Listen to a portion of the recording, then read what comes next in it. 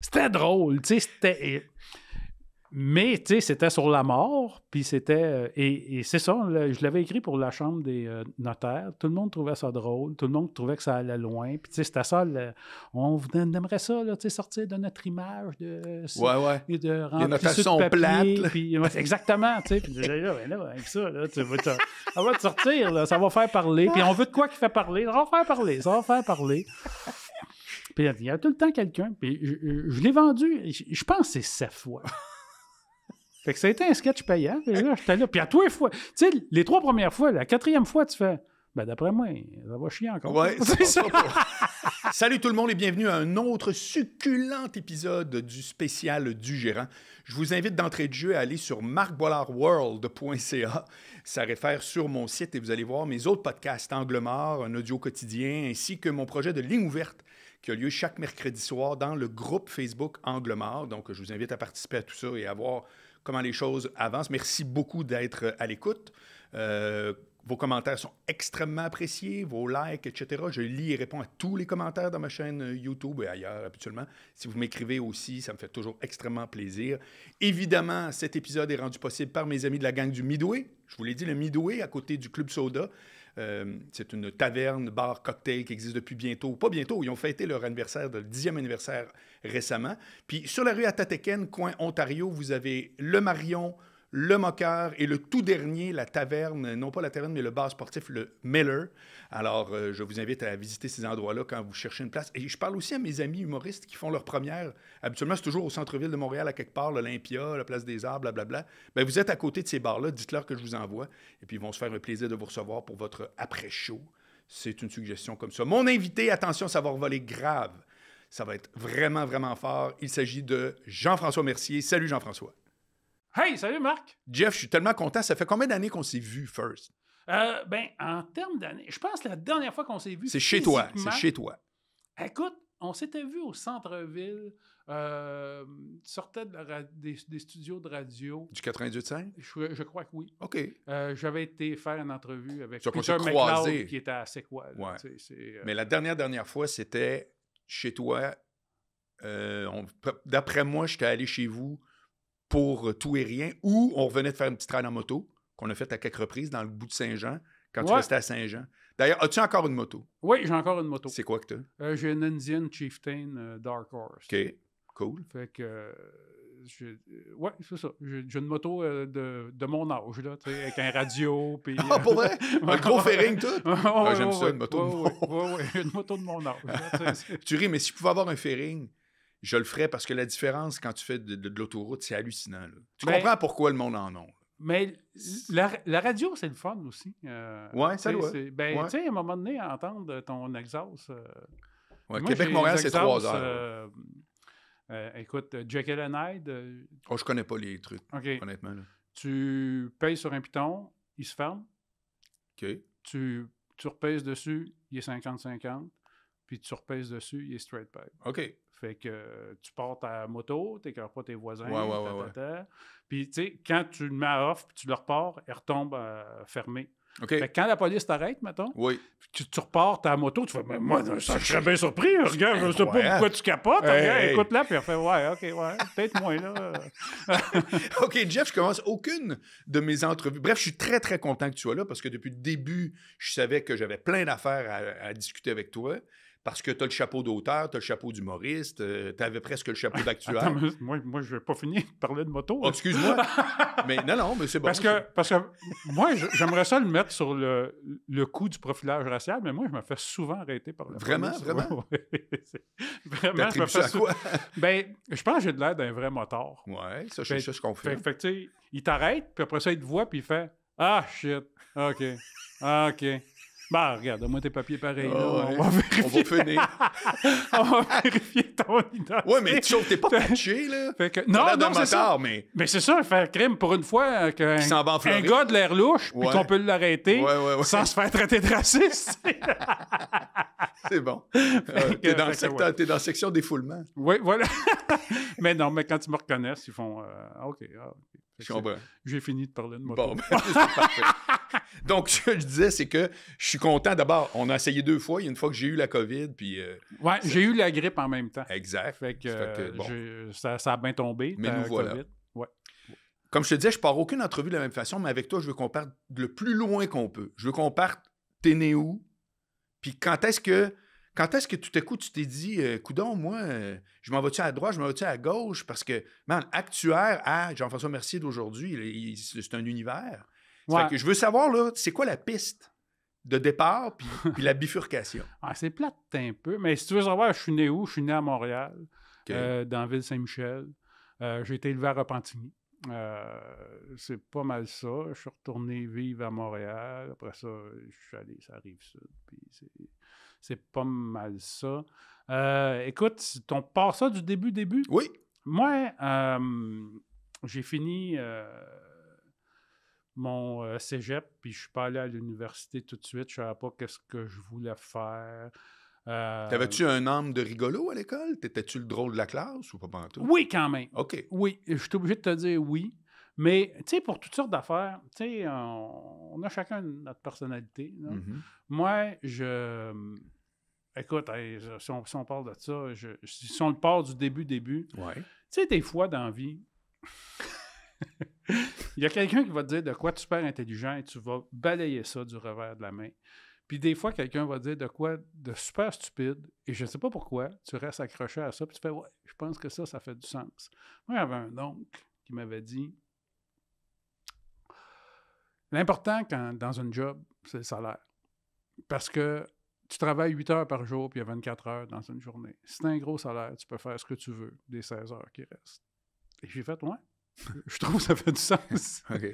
Et moi, j'étais bon en mathématiques. Évidemment, ça ne fait aucun sens. Là, s'il y a des jeunes qui écoutent, là, non. Le salaire, c'est important, OK?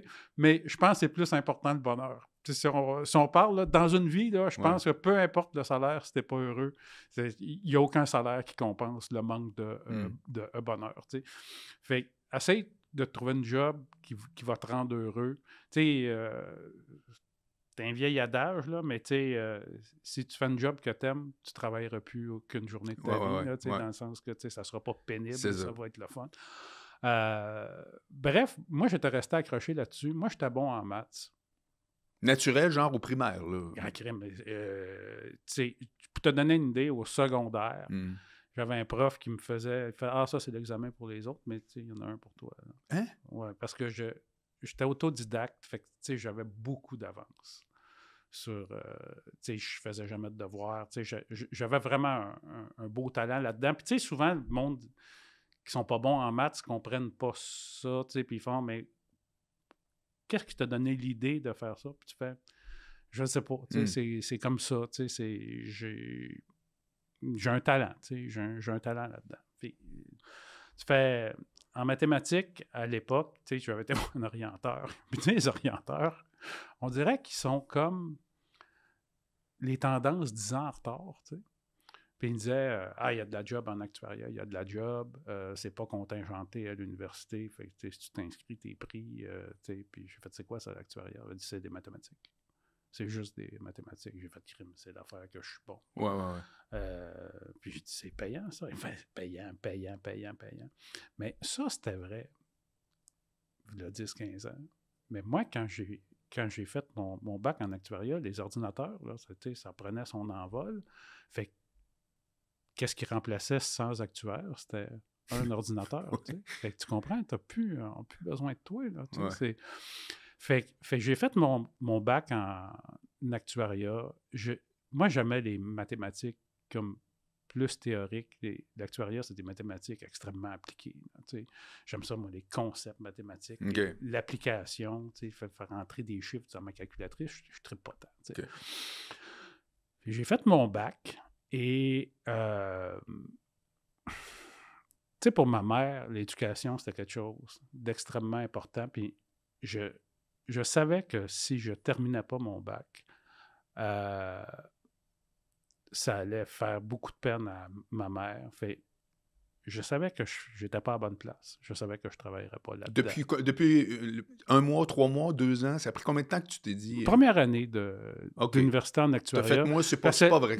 La première année à l'Université de Montréal, tu fais tu fais analyse, tu fais des affaires, tu as le cours de calculus, c'est des affaires extrêmement théoriques. Fait, ça m'a pris vraiment 1 an dans les cours de concentration d'actuariat pour faire « Ah, je trouve pas ça si intéressant que ça, l'actuariat. Ouais. Fait, je savais que je n'étais pas heureux, mais pour pas décevoir ma mère, j'ai fini le bac. Puis je me suis menti, je me suis dit « Ah, ben un bac, c'est jamais perdu, puis tout. » Et moi, à cause de ça, de finir mon bac, d'avoir mon bac, ça a eu une saveur d'échec parce que je savais que je l'avais fini par l'acheter.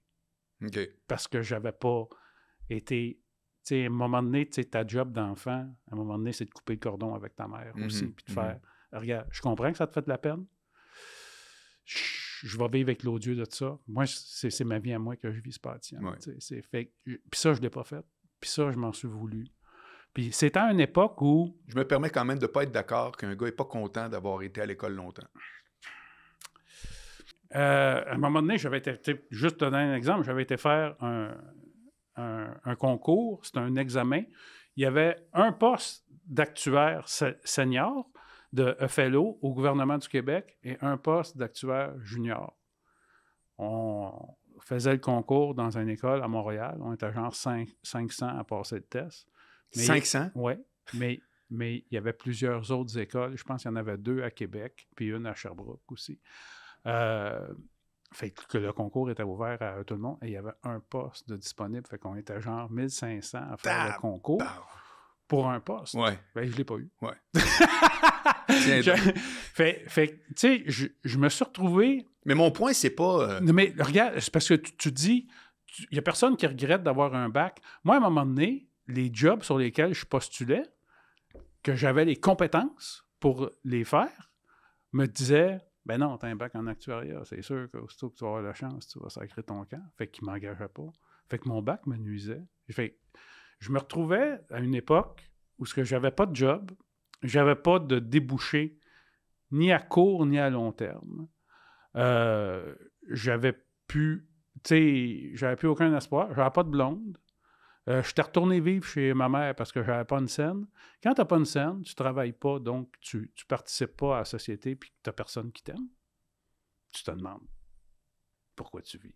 Tu te demandes à quoi ça sert la vie. T'sais. Puis moi, j'avais été comme, j'étais un petit gars qui était bon à l'école. Fait que je t'ai promis un brillant avenir, puis tout le monde faisait « Ah, je suis pas inquiète pour toi. » Puis hey, crime, s'il y en a un qui va trouver une solution, c'est bien Jean-François Méry. Ben oui. Tout, puis hey, je suis pas inquiète pour toi. Tu fais « Ben, continue de pas t'inquiéter.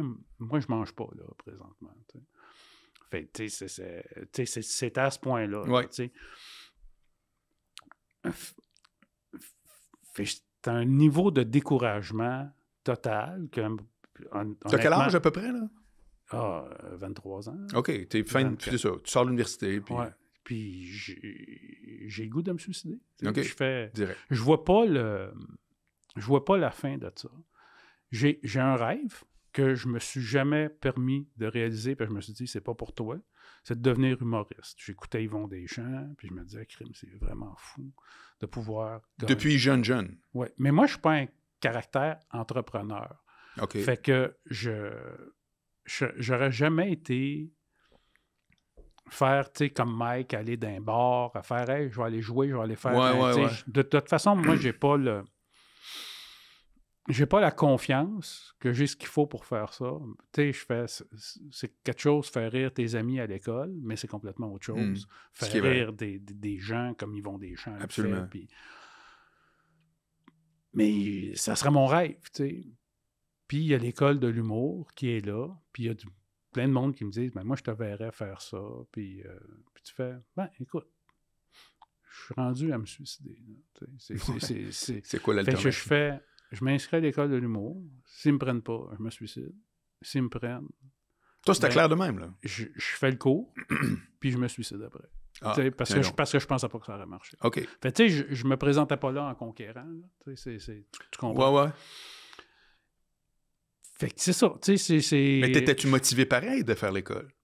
Ben, quand ils m'ont pris, j'étais vraiment content. OK. J'étais vraiment content. J'ai vraiment eu du fun à faire ça. Et moi, tu comprends, c'était pas comme les autres. Tu sais, dans le sens que moi, c'était pas... ben là, on a pas mal de devoirs à faire, puis il faut écrire un numéro une fois par semaine, puis tout. Moi, j'étais là, hey, écoute, moi, le temps qu'il me reste à vivre, je suis vraiment content. Ouais. Je suis vraiment content de le passer à faire ça. Fait tu sais, au contraire, moi, tu sais, j'avais comme une urgence de vivre parce que je m'étais mis comme une date de péremption. Tu avais un deadline, toi, là. Moi, j'étais content d'avoir des devoirs. J'étais content de faire des exercices. Puis ça s'est mis à marcher. Il y a des profs qui m'ont remarqué. François Havard, je l'ai eu comme prof. On collabore encore ensemble. Gilbert Dumas. J'ai eu plein de profs. J'ai eu plein de monde qui m'ont... Tes états d'âme, est-ce qu'il y a du monde à qui tu es communiqué à ce moment-là? Ou... Pas vraiment. Mais tu sais, Marc, t'es probablement comme moi. Je pense pas mal tous les gars hétérosexuels. Tu sais, quand tu files pas, c'est plus une affaire de filles, de faire d'aller se confier, puis hey, là, ça va pas bien, hey, viens-t'en, on va s'en parler, puis tout. Comme gars, ça n'intéresse pas personne. T'es obligé de te dire que moi, je suis très connecteur, puis oui, non, moi, c'est pas mon cas. OK. Ouais. Mais moi, j'ai vraiment l'impression... C'est tellement pas mon cas que je me souviens qu'on se connaissait peu, mais tu me racontais des affaires un peu dark. Ça fait que ça veut dire que c'est moi qui devais les initier, tu comprends? C'est pas toi qui me les disais d'entrée de jeu, mais tu m'avais reconnu comme quelqu'un à qui tu parlais très personnel. Je me souviens, moi, des appels quand je restais à l'appart à Outremont, puis c'était pas toujours Jojo ce que tu me contais, mais on s'en parlait, tu sais. Ça fait que je suis obligé de te dire, je m'identifie pas à ça. On dirait que moi, à être communicateur, j'ai eu ça très tôt. Toi, tu avais les maths, moi, c'était ça que j'avais. Tu sais. OK. Ouais. Mais c'est ça. Tu sais, moi, j'ai toujours eu l'impression... J'ai souvent eu... Puis, tu sais, quand t'es ado, tes perceptions sont perturbées d'une certaine façon. Tu sais, je pense que quand on est ado, nos hormones teintent notre vision de la réalité. Puis peut-être que notre vision est déformée. Là, la réalité qu'on perçoit, c'est pas la réalité. Mais moi, j'ai toujours eu le sentiment d'être de trop. J'ai toujours eu le sentiment de prendre trop de place, de prendre... tu sais, j'ai toujours eu les épaules par en dedans. Puis ça, ben c'est une manifestation physique de comment est-ce que je me sentais. Ouais. Ça fait du sens. J'ai souvent tendance à regarder à terre, à regarder où est-ce que je marche plutôt que de regarder vers l'avant. Fait puis là, on embarque dans d'autres choses, mais j'ai mais on embarque où tu veux, hein, en passant. Oui, mais j'ai beaucoup changé mon hygiène de vie et ces manifestations-là physiques, je les travaille pour essayer d'échanger. J'essaie de m'ouvrir. J'essaie de regarder dans les airs. Puis ça fait que ton nouveau régime, genre, ça fait aussi partie de ça. Oui. Ouais. Et, tu sais, moi, j'ai longtemps pensé, je me disais, pourquoi ça m'arrive juste à moi, ces affaires-là? Puis le constat, c'est parce que, à quelque part, je les provoquais. Et pas que je les provoquais, que je cherchais à le faire consciemment, mais je pense que quand tu regardes à terre, quand tu as les épaules par en dedans, le message que tu envoies, ta position dit, ça, c'est quelqu'un d'incompétent, ça, c'est quelqu'un que tu peux confronter facilement, qui va se tasser, qui va s'effacer, ça, c'est quelqu'un que tu risques pas grand-chose. Tu sais, si t'en as un, là, si tu veux avoir la meute, sur qui tu peux taper, je pense que j'envoyais ça, et c'est pour ça que ça... Parce que, effectivement, quand tu changes ta position physique, ça change ton esprit, ça change ta vision de la vie, puis ça change le message que tu envoies aux autres. Et, tu sais, souvent, le monde pense que quand tu es ouvert, puis que tu as le chest sorti, puis tout, que c'est une position de domination, mais c'est aussi une position de compétence. Et, tu sais, regarde, je vais te donner un exemple niaiseux, mais qui est-ce que tu vas suivre? Le gars qui fait « Non, c'est par là », ou le gars qui fait « Ben, moi, je suis déjà allé, puis écoute, j'ai comme l'impression que c'est plus de l'autre bord. Ça. Non, on suit ça là. Lui, il sait où il s'en va. Tu sais. lui, il sait où il s'en va. Tu sais. Mais il sait pas. Dans le fond, peut-être que l'autre, il fait « Moi, je suis déjà allé. » Puis tu fais « Ouais, non, j'aime mieux l'autre. » Il est plus affirmatif. Tu sais. Fait, c'est ça. C'est pas la vérité qui est communiquée, c'est une façon de swinger quelque chose. Oui, c'est une chose que je dis souvent. Dans le doute, toujours utiliser un ton convaincu. On verra après. Si on s'est trompé, on verra après. OK, fait, là, tu rentres à l'école. Donc, au niveau perso, ça va so-so. Par contre, ça performe. Donc, en un mot, t'as une accroche. Oui. Puis, les vendredis, tes numbers, ils marchent. Oui. Puis les profs me trouvent... Tu sais, je suis beaucoup valorisé. Là, il y en avait un autre qui avait beaucoup d'expérience en humour. Il avait comme gagné sa vie en humour avec un groupe. Et je le nomme pas, là, mais s'il écoute, il va se reconnaître. Là. Pourquoi tu le nommes pas? Ben, c'est parce que l'école l'a vraiment cassé. Ah, OK. L'école, tu sais... Ah, tu parles d'un humoriste? Oui. Excuse, je comprends. Je pensais à un prof. Je me disais, nomme-le. Non, OK, un humoriste. Ouais, je te suis. Que pour lui, ça n'a pas été du tout... non, l'école l'a vraiment cassé. L'école, il a cassé sa drive comique. Puis, tu sais, l'école, c'est formateur, mais justement, dans le mot formateur, il y a le mot format. Il y a un format à l'école, tu sais. Et, tu sais, avant de sortir du format, à l'école, moi, quand je l'ai fait, j'imagine que c'est plus comme ça, mais c'était beaucoup le personnage qu'il fallait travailler. Fait qu'on essayait des personnages. C'était vraiment ça. Je t'ai jamais vu faire ça. Ben, j'avais fait une perruche. Tu m'as certainement vu faire ma perruche. Ta perruche? Ouais. Pourquoi je t'aurais vu faire ta perruche? Non, désolé. Ouais, c'est très, très drôle. Là, mais... perruche de 250 livres. Mais l'école, elle fuit pas ce que tu dis. L'École nationale de l'humour dit c'est comme apprendre le classique avant de faire du rock. Là, ben absolument. Ben oui, tu sais, puis à quelque part, c'est ça que j'ai fait, moi. Ouais. Tu fais, ben oui, je vais prendre de la formation, puis tu sais, c'est du monde qui enseigne à l'école, c'est du monde du milieu, puis tu fais, t'es pas obligé d'être d'accord, mais tu fais, je vais quand même... Puis, tu sais, il y a des affaires que j'étais beaucoup en réaction, mettons, le cours de voix. C'était pas quelque chose qui me rejoignait. Il utilisait même un vocabulaire que je comprenais pas. Il disait, c'est important d'être groundé. Ouais, qu'est-ce que tu veux dire? Moi, c'est pas mal la gravité qui s'occupe de ça. Tu sais, je comprenais pas. Puis il était, non, mais il faut que tu sois groundé. Il faut que... tu sais, écoute, la prof de voix m'avait dit, non, mais tu respires pas comme fou. Ben, en tout cas, je suis rendu à 30 ans, puis jusqu'à date, j'ai toujours survécu. Peut-être pas comme faux, mais tu sais, non, mais c'est pas ça que je veux dire. Puis tu sais, ils disent, non, mais toi, c'est parce que t'as une voix de gorge, tu sais, faudrait que tu t'ailles plus une voix de ventre, puis je fais, moi, j'ai une voix... Je comprenais pas, tu sais. Puis elle me disait des affaires du genre, t'es-tu d'accord pour dire que c'est le travail qui fait qu'on devient... Je dis non, il y a une partie talent. Il y a une partie talent. Fait, mais non, mais regarde, quelqu'un qui est plus petit va trouver des moyens de venir à bout, mettons, en combat, de terrasser un géant. Puis je fais...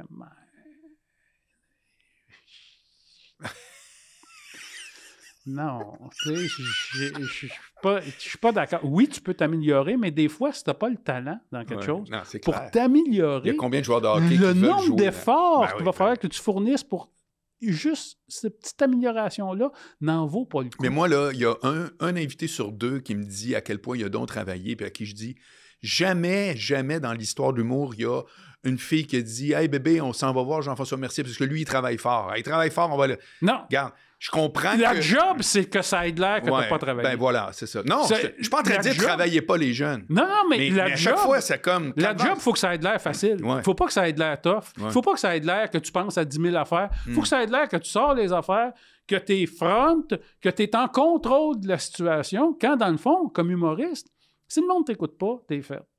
Si le monde embarque puis il commence à te créer des affaires puis que tu perds le contrôle, t'es fait. Puis tu peux pas gagner contre la foule, ils sont plus forts que toi, mais il faut que tu frontes d'autres choses.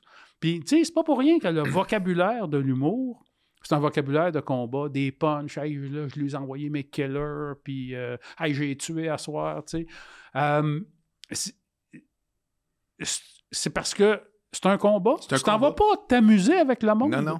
Tu sais, moi, là, le seul temps que j'ai du fun, c'est quand le monde a du fun. Quand ils n'en ont pas, je te le dis, je passe une très mauvaise soirée sur la scène. Là, absolument. Tu sais, c'est pas vrai que je m'en sac. Là. Tu fais ça pour le monde. Ouais, tu fais pas ça pour toi. Tu fais ça pour toi, oui, mais si le monde a du fun... Tu peux pas être en solo. Là. Non. Si le monde n'a pas de fun, tu fais ça pour rien. Là. Le but, c'est vraiment que le monde rit et qu'il s'amuse. Tu sais.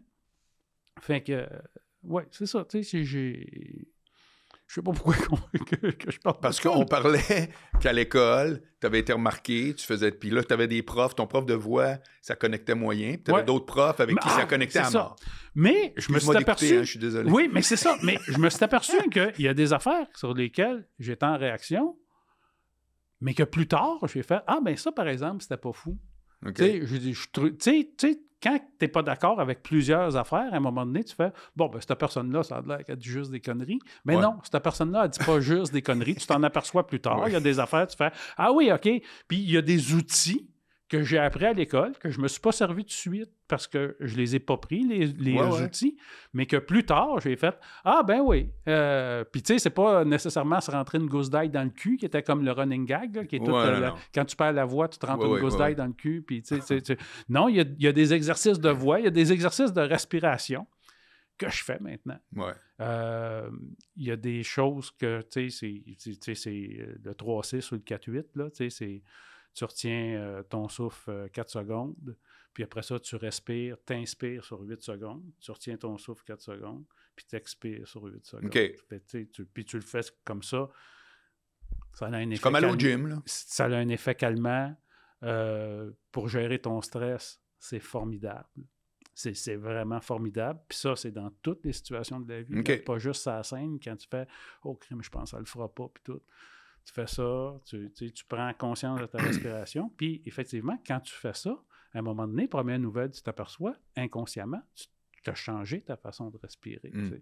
Évidemment, jamais naturellement, tu vas respirer en 3-6 ou en 4-8, mais n'empêche que, tu arrives de quoi de stressant, tu fais « je vais prendre un moment pour me calmer parce que je prends des mauvaises décisions quand je ne suis pas calme. » Là, tu fais « Ah, OK, oui, la solution est peut-être là. » Puis c'est des petits outils qui changent des grosses affaires dans ta vie. Fait que c'est ça. Fait que C'est-tu à l'école que tu commences à découvrir c'est quoi faire du Jean-François Mercier ou c'est plus tard?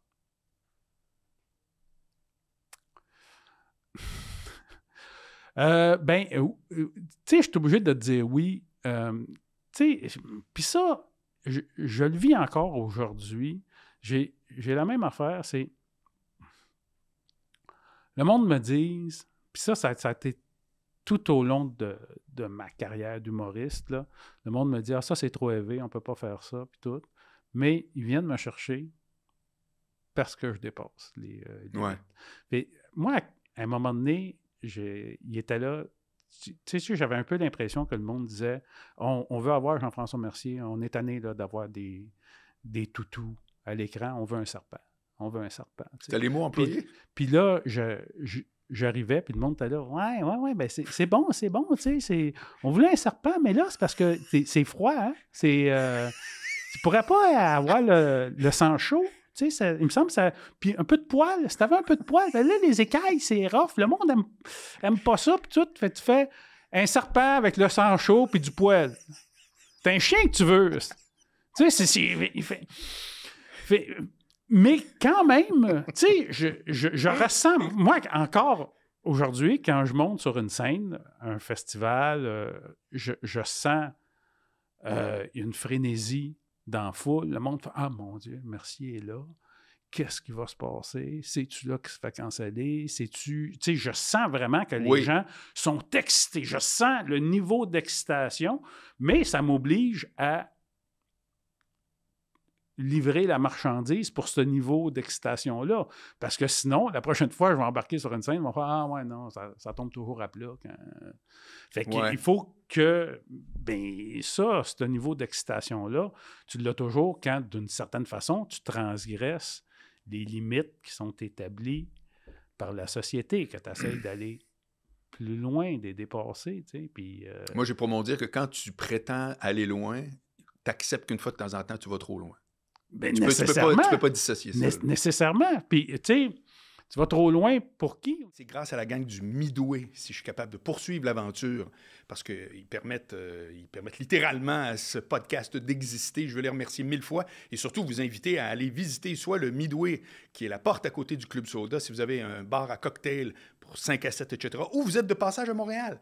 C'est sur Saint-Laurent, coin Sainte-Catherine, c'est dur à rater. Après ça, juste au coin de Atataken et Ontario, vous avez le Marion, le Moqueur, qui est un resto-bar louisianais, et le tout nouveau bar chez Miller, qui est un sports bar, les écrans, le breuvage pas cher, c'est extraordinaire, rempli de personnages comme J Olympique ou Jérôme Despaux, Hulk Hogan. Je vous en ai parlé à l'occasion. Allez les visiter. C'est vraiment une super gang. J'aime vraiment, moi, aller là, et puis je vous le recommande chaleureusement.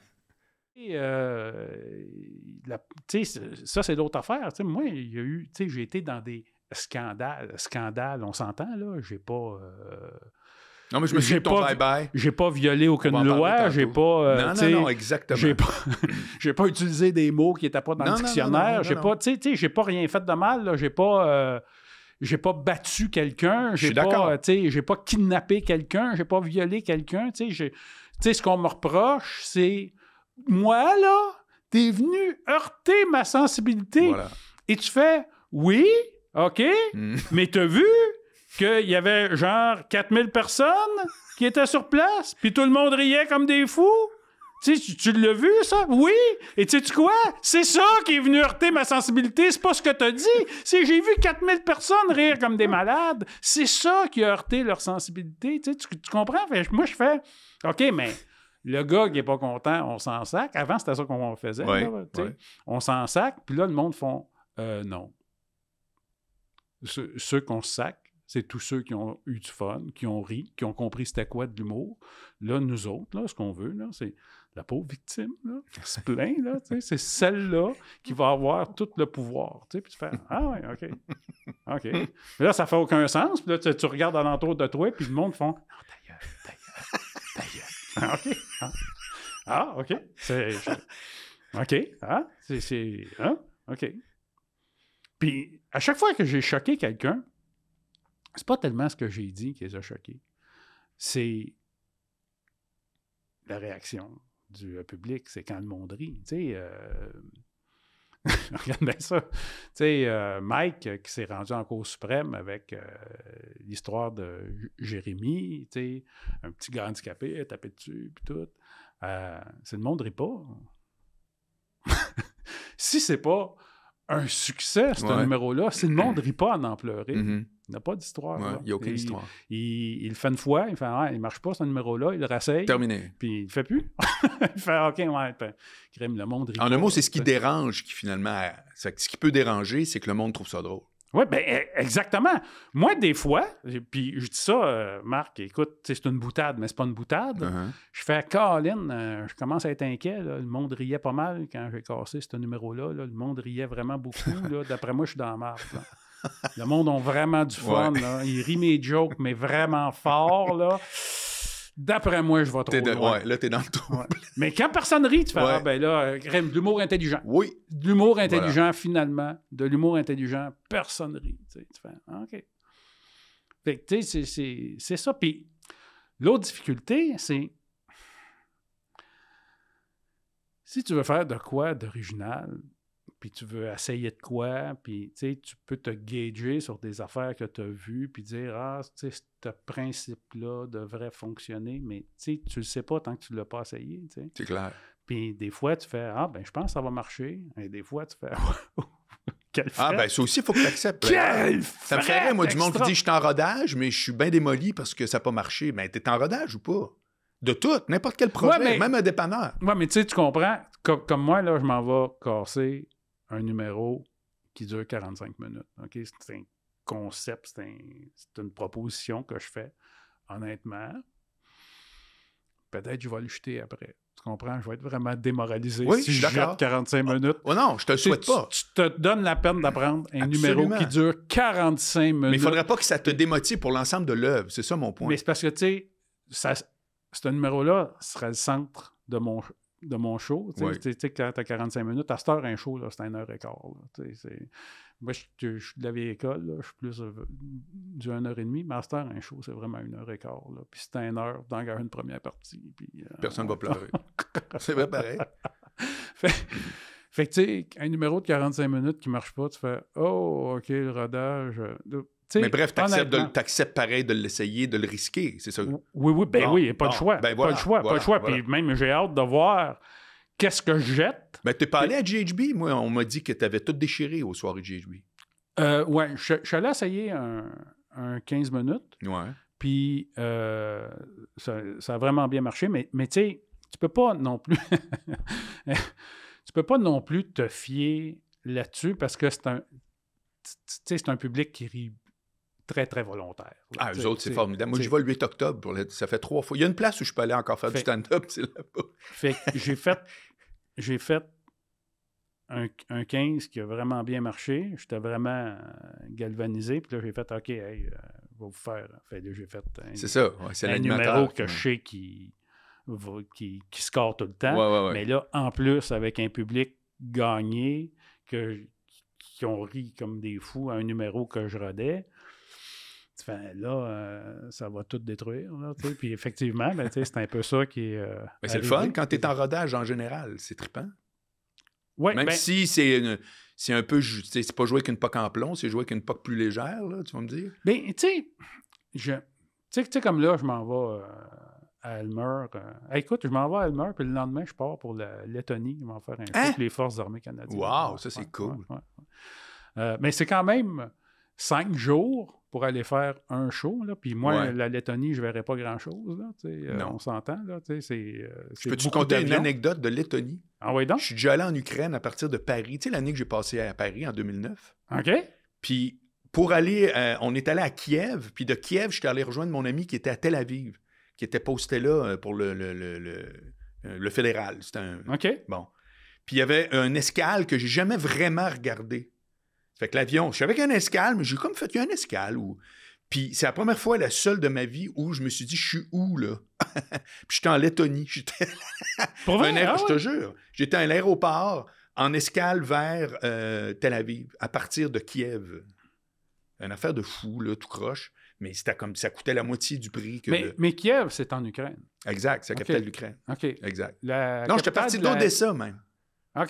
Ouais. Parce que la capitale de la Lettonie, c'est Riga. C'est là que c'est exactement. Oui, voilà. Bref, parenthèse. Mais oui, puis... mais revenons pareil à la question de base qui est, est-ce que c'est à l'école que tu t'es dit, moi, je développe ça? Puis comment c'est arrivé? Au début, t'étais-tu genre, je fais des blagounettes puis tout est drôle? Ou t'es parti tout de suite avec un peu ce qu'on connaît de toi? Il y a un édito, il y a tout le temps comme un risque. Tu sais, c'est-tu à l'école ou bien c'est venu après? Les premiers numéros que je faisais, c'était des affaires ultra élevées. Moi, les affaires qui me faisaient le plus rire d'Yvon Deschamps, c'était les affaires les plus violentes. OK. Comme tout le monde, là, je pense que c'est le meilleur gag. Et moi, Yvon Deschamps, j'ai toujours trouvé ça le fun qu'il y ait un message, mais honnêtement, j'avais pas besoin d'Yvon Deschamps pour savoir que c'était pas correct de battre ma blonde. Là, j'avais déjà une pas pire éducation. T'avais ça à l'instant. Je trouvais que c'était... Ça rajoutait à l'œuvre qu'il y ait un second degré, mais c'était pas ça qui me faisait rire. Ce qui me faisait rire, c'était vraiment les blagues. Moi, Yvon Deschamps, c'était mon humoriste préféré parce que c'était celui que je trouvais le plus drôle et parce qu'il allait loin, tu sais. Puis c'est drôle, Laura d'Yvon Deschamps, j'avais été le voir en show dans le temps qu'il était propriétaire du manoir Rouville-Campbell. Il faisait des shows à l'Orangerie, puis il faisait un entracte. Puis le monde sortait, puis il disait « Ah, lui, il est bon, lui, il est drôle, puis tu sais, il est pas méchant comme les autres. » Tu fais « Ben non, il arrachait la canne de la petite vieille, elle tombait à terre, puis il la battait à coups de canne. Il est pas méchant comme les autres. De quoi tu parles? » C'est incroyable, ça c'est... De quoi tu parles? Tu sais, les gags qu'il faisait, ça allait loin, ça allait très loin. Beaucoup de monde a oublié ça parce qu'ils connaissent pas, ils connaissent le brand, ils connaissent pas le texte comme tel. Honnêtement, ça va sonner super méprisant ce que je vais dire, mais je vais l'expliquer par après. Les gens pensent ce qu'on leur dit de penser, parce qu'ils n'ont pas le temps. Ils sont Puis je nous inclus là-dedans. Là. On n'a pas le temps de penser. On est occupé, on a des paiements à faire. On a des. Morancy dit tout le temps le monde, ils font en pharmacie. On va dire que d'autres, on regarde, là, hey, mon gag, c'était-tu bon, gag? Ils sont déjà rendus à la pharmacie. Oui, puis tu sais, c'est crime, comment ça va faire? C'est rendu donc bien cher des légumes. C'est ça, les préoccupations du monde. Ils pensent pas, tu sais. Fait que ils n'ont pas le temps. Fait que souvent, tu vas entendre des gens dire « Ah, moi, un que je suis pas capable, là, que j'aime pas, c'est Mike Ward. » Tu fais « Ah oui, il t'a déçu quand tu es allé le voir en show? » Non, j'ai jamais été le voir en show, mais tu sais, moi, le monde qui rit des enfants handicapés, là, c'est pas... tu fais « OK, mais c'est pas ça qu'il fait. Là. C'est pas ça l'ensemble de son œuvre. Là. Non, même, tu pognerais de quoi? Là? Tu vas voir qu'il est drôle en crise. » Et, tu sais, ma blonde, quand je l'ai amené voir Mike, elle a fait Hey, crime, il est drôle en maudit, ce gars-là. Ouais, mais moi, je t'en avais entendu parler, là, c'était quasiment le diable. Tu fais, c'est drôle, là, il est pas méchant. Ben non, il est pas méchant. Mais non, c'est super drôle, là, faut pas que t'écoutes ce que le monde dit. Tu sais bien que ça n'a aucun rapport. Tu sais bien que le gars serait pas encore là s'il était pas drôle. C'est sûr qu'il est super drôle. Puis tu sais, t'es là, mais c'est intelligent ce qu'il dit. Hey, si c'est drôle, c'est intelligent. Parce que être drôle, c'est déjouer ce que tu t'attendais. Mm-hmm. C'est la surprise qui te fait rire ou la victimisation. C'est l'un ou l'autre. Là, c'est pas plus compliqué que ça. Fait que, tu sais, il t'a surpris, il t'a déjoué. Tu t'attendais à d'autres choses. C'est ça le principe de l'humour. T'sais. Fait que tu parlais d'Yvon, parce que ça avait rapport avec tes débuts, puis que toi, t'aimais ça hard. Dès le départ, tu faisais des jokes que tu trouvais qui étaient violentes. C'était ça. Tu sais, j'avais fait un numéro d'inventeur là, qui faisait des flashlights à l'énergie solaire, puis des conneries de même. Là, puis là, il y avait le Utero Blender. C'est un blender, mais utérin pour... voyons, pour pas avoir de bébé. C'était son invention. Puis... Mais évidemment, c'est drôle, mais on comprend. Je veux dire, si tu penses que j'ai vraiment inventé un moyen de contraception, que c'est un blender qui t'arrache l'intérieur, bien effectivement, là, tu peux être outré. Ouais. Mais pour moi, l'humour, c'est des affaires qui sont pas vraies. Tu sais, si je regarde,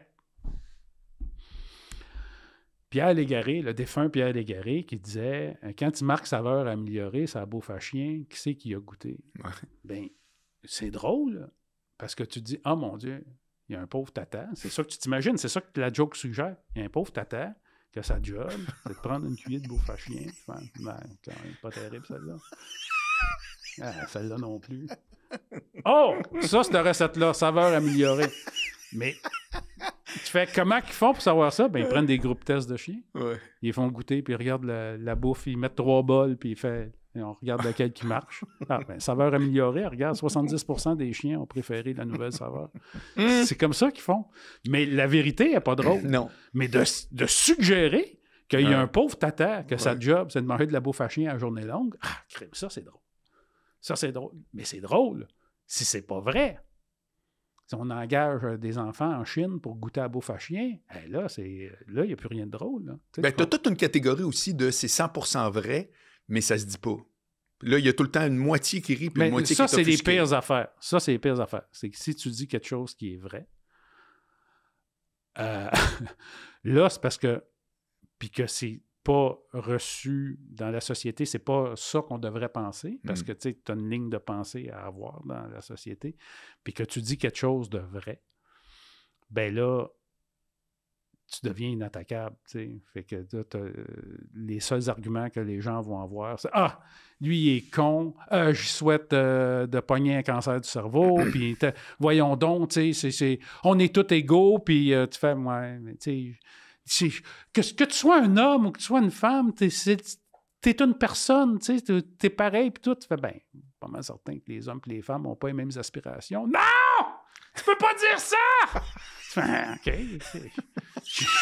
OK. Ouais. Mais je suis pas mal certain quand même, tu sais, je veux dire. Tu sais, il y a des différences physiques, là, tu sais, les hommes, en règle générale, sont plus forts que les femmes. Non! C'est culturel! Tu fais, OK. Parfait. Quand tu as fait le bye-bye... Vous, mademoiselle, voulez-vous qu'on règle ça au point ou vous préférez qu'on continue de discuter? Quand tu as fait le bye-bye, t'avais fait... t'étais titré, en gros, Le Gros Cave. Puis t'avais fait un éditorial, justement, qui avait des sniffs de C'est trop vrai, là. Puis Yves Boisvert, je me trompe pas, le lendemain, avait fait un article dans la presse disant que c'était terrible. Puis je me suis dit, ça, c'est un cas d'école où est-ce qu'à quelque part, tant que t'as pas une perruque, une moustache, même si c'est sous-titré Le Gros Cave, mais t'es pas un personnage. C'était pire que ça, Marc. Écoute, ça, c'est une époque sombre pour moi. Moi, quand j'avais fait, c'était dans le studio de Radio-Canada, ce bye-bye-là. Moi, quand je l'ai fait, ça a été le rire, l'hilarité générale. Ce que j'avais sur Internet le lendemain, parce que c'était en direct, ce que j'avais sur Internet le lendemain, c'était juste des félicitations. Ça a pris genre une semaine pour que la grogne éclate, puis que là, on dise... Ça n'a pas été au lendemain du bye-bye. Et ce qu'on me reprochait, c'était des sketchs que je n'avais pas écrits et que je n'avais pas participé. Puis on me disait, ouais, mais quand tu faisais Denis Lévesque, puis tu fais, mais c'est pas moi qui faisais Denis Lévesque dans le bye-bye. Oui, c'est toi. Mais ils ont tellement vu ma face en mortaise sur des images du bye-bye aux nouvelles qu'ils en sont venus à s'imaginer Je te suis. que j'étais là. Et à un moment donné, tu as tellement de monde qui te disent, qui t'ont vu le faire, que tu fais, écoute, c'est peut-être moi qui est dans le déni. Puis, essaye pas de retrouver des images de ce bye-bye-là. Là. Pas vrai? C'est impossible. Là. Voyons donc. C'est impossible. Il est complètement disparu. Fait que je pouvais même pas aller voir des images d'archives pour faire... Attends une minute, là, c'est-tu moi qui nie la réalité? Tu sais, je suis tellement en choc post-traumatique que je suis en pleine crise de schizophrénie puis que je nie la réalité.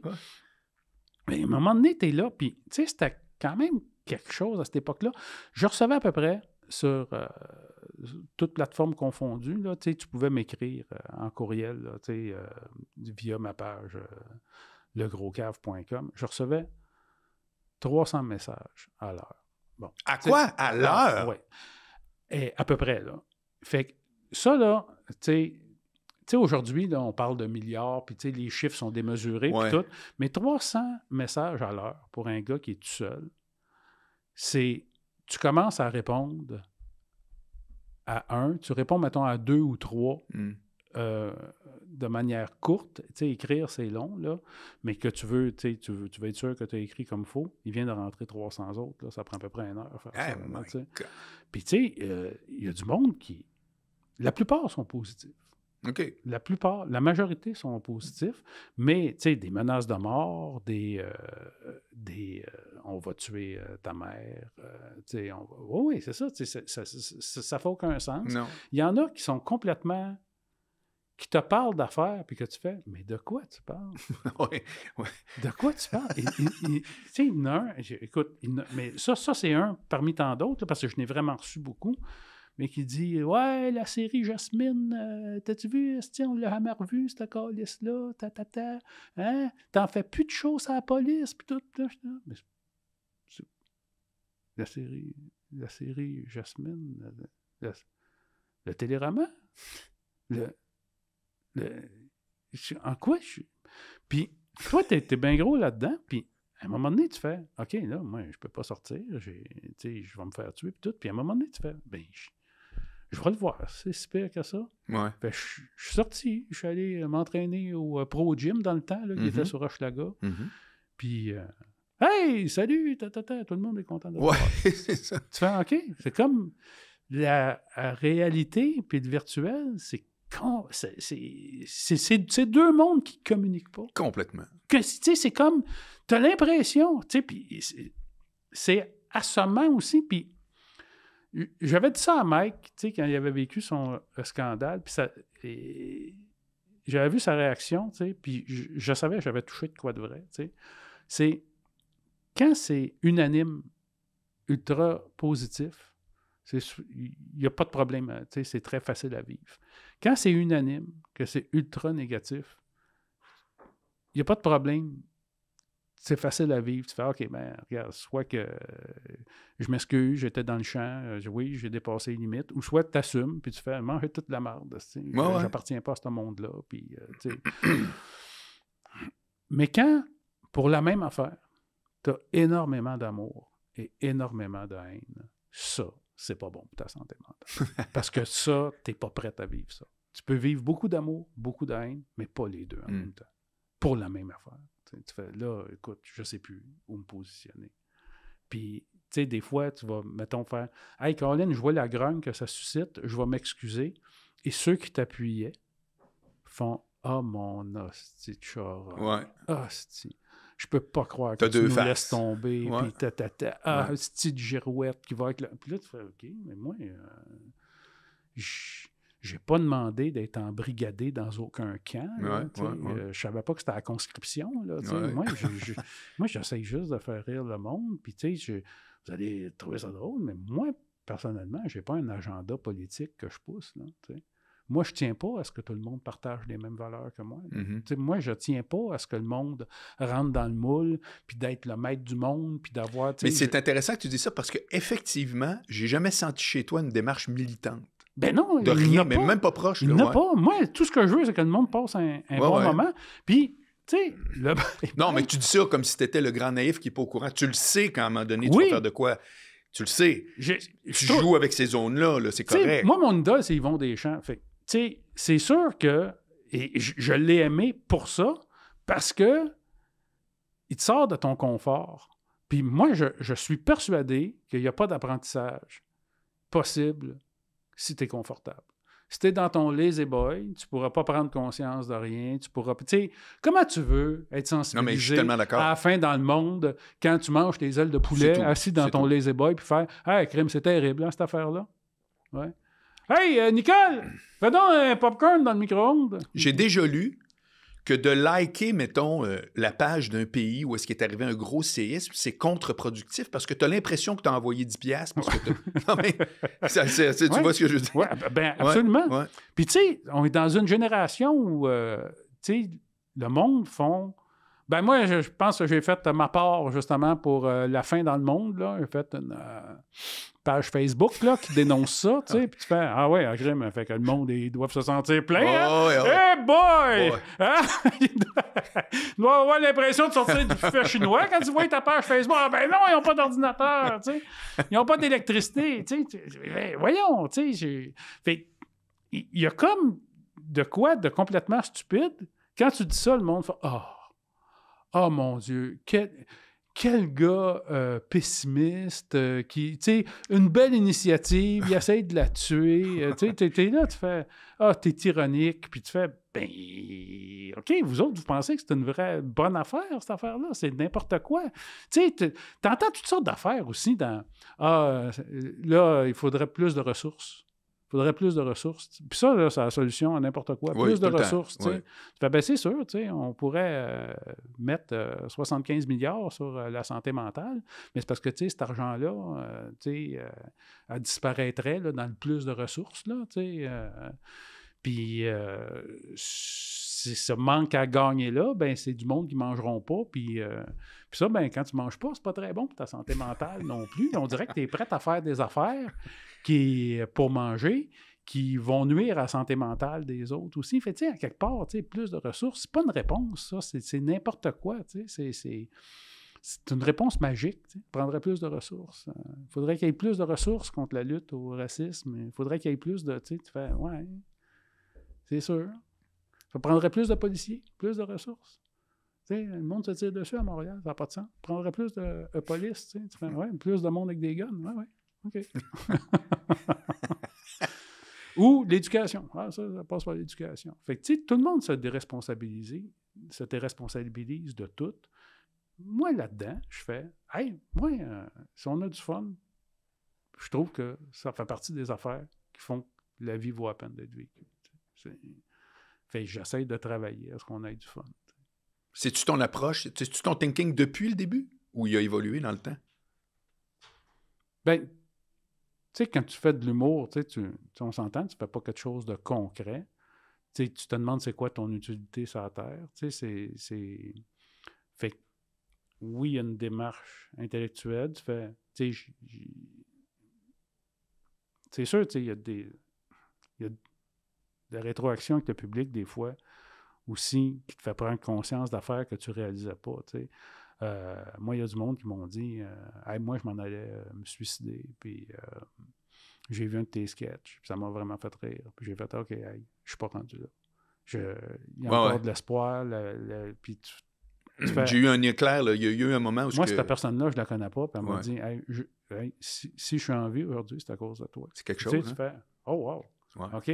Fait que c'est pas vrai que c'est de la merde, ce que je fais. Non, mais tu comprends? Ouais. Tu sais, j'ai un petit gars qui est... En tout cas, mais il y en a plusieurs, là. Tu sais, c'est pas... Tu sais, ça arrive très souvent, ces affaires-là. Puis c'est pas juste avec moi, là, avec plein de monde qui font ça. Tu sais, des fois, c'est des chanteurs, puis tout.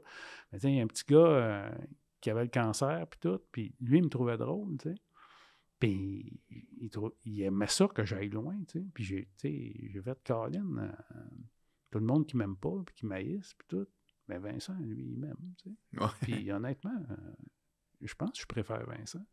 Je le trouve plus intelligent que du monde qui se pense intelligent, tu sais. Tu sais, comment tu peux être intelligent si tu ne mets jamais rien en question? Si tu ne doutes pas, comment tu peux prétendre être intelligent? Comment tu penses, tu sais, la vérité que ça s'obtient, c'est pas en remettant les affaires en question.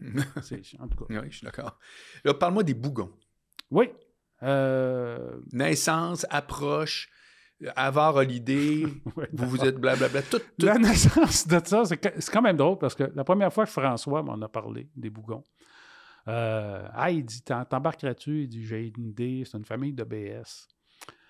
Qui fraudent le système, tu sais, puis c'est ça, c'est comme super drôle, puis tout. Puis là, ah oui.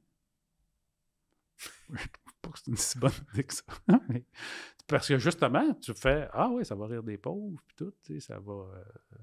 c'est des crosseurs, c'est des bandits, tu sais, première fois que tu entends ça, tu fais, ah, c'est quelque chose de stigmatisant, tu sais. Mais je connais François, puis je sais qu'il n'est pas... Il est plus profond que ça. Il est plus... j'ai fait, écoute, si François il est persuadé que c'est une bonne idée, c'est sûr que c'est une bonne idée. Je vais voir, puis tout. Il avait écrit un texte, puis j'ai fait, ah oui, OK. OK, c'est drôle, là. C'est drôle, c'est bon, puis c'est ça, on a embarqué là-dedans, on écrivait un texte, on se le passait, puis, à un moment donné, François, il écrivait vraiment trop long. Fait que souvent, je me retrouvais à couper de ses affaires. Puis, quelque chose d'humain aussi. Tu veux mettre aussi ta signature, ton grain de sel. Tu veux participer à l'écriture, il te demande de participer. Fait, tu fais, je vais amener des affaires. J'y retournais les textes, il les remettait encore trop long, puis il rajoutait d'autres affaires sur des affaires que j'avais mis, puis on s'y repassait. Tellement qu'à un moment donné, quand on les écoutait, je riais de bon cœur, puis François disait, c'est toi qui l'as écrit, cette gag-là. J'ai dit, ah oui, mais c'est drôle, je m'en souvenais pas, parce qu'à un moment donné, on ne savait plus qui avait fait quoi. OK. Fait que c'était tissé serré, là. Il y a des affaires que je sais que c'est François qui a faites, là, parce que la forêt de pénis avec Pauline Aubergine, là, le feu, c'est dangereux. Ça, c'est une affaire que, écoute, toutes les blondes que j'ai eues ont trouvé ça drôle. Là, tu peux retrouver ça là, sur YouTube. Les jeunes, on voit ça. Les enfants de ma blonde font « Ah, ça, c'est toi qui l'as écrit? » Je fais « Non, ça, c'est François. » Ça, je suis sûr. Okay. C'était fait... mais bref, c'est ça. Il y avait une forêt de dildo, puis c'était comme Dodo qui faisait une chanson sexy. 9-1... c'était 9-1-1. Le feu, c'est dangereux. En tout cas, bref...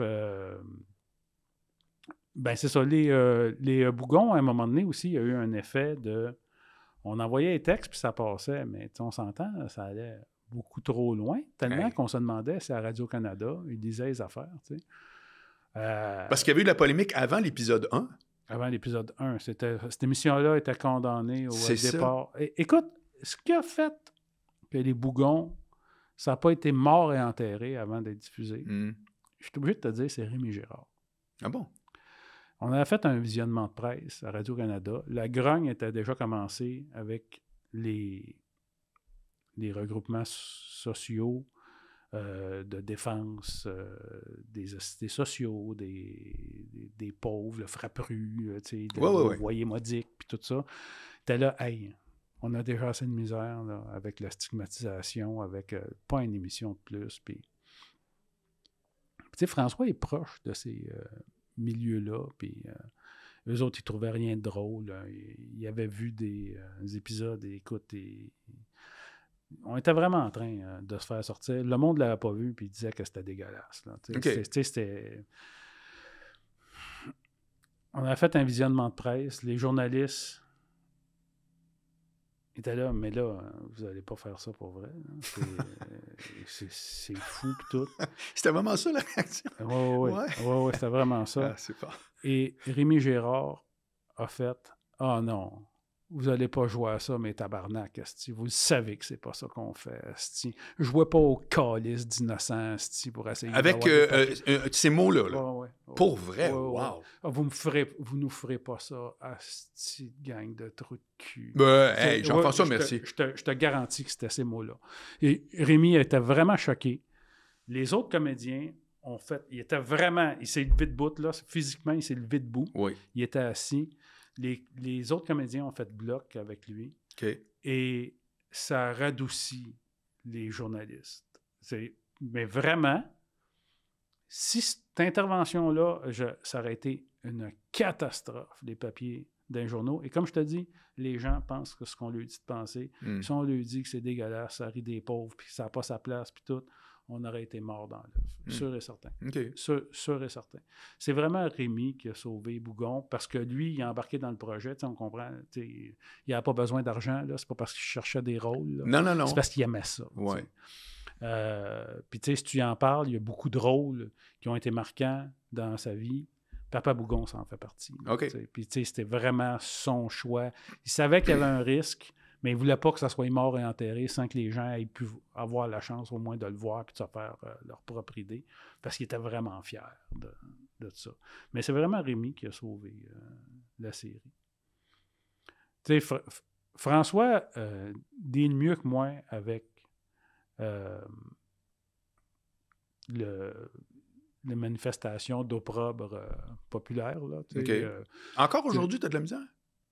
Ben, moi, je suis pas là pour choquer les gens. Tu sais, c'est rare que je fais « Ah! Ça, là, ça va vraiment mettre la merde. » Je suis pas...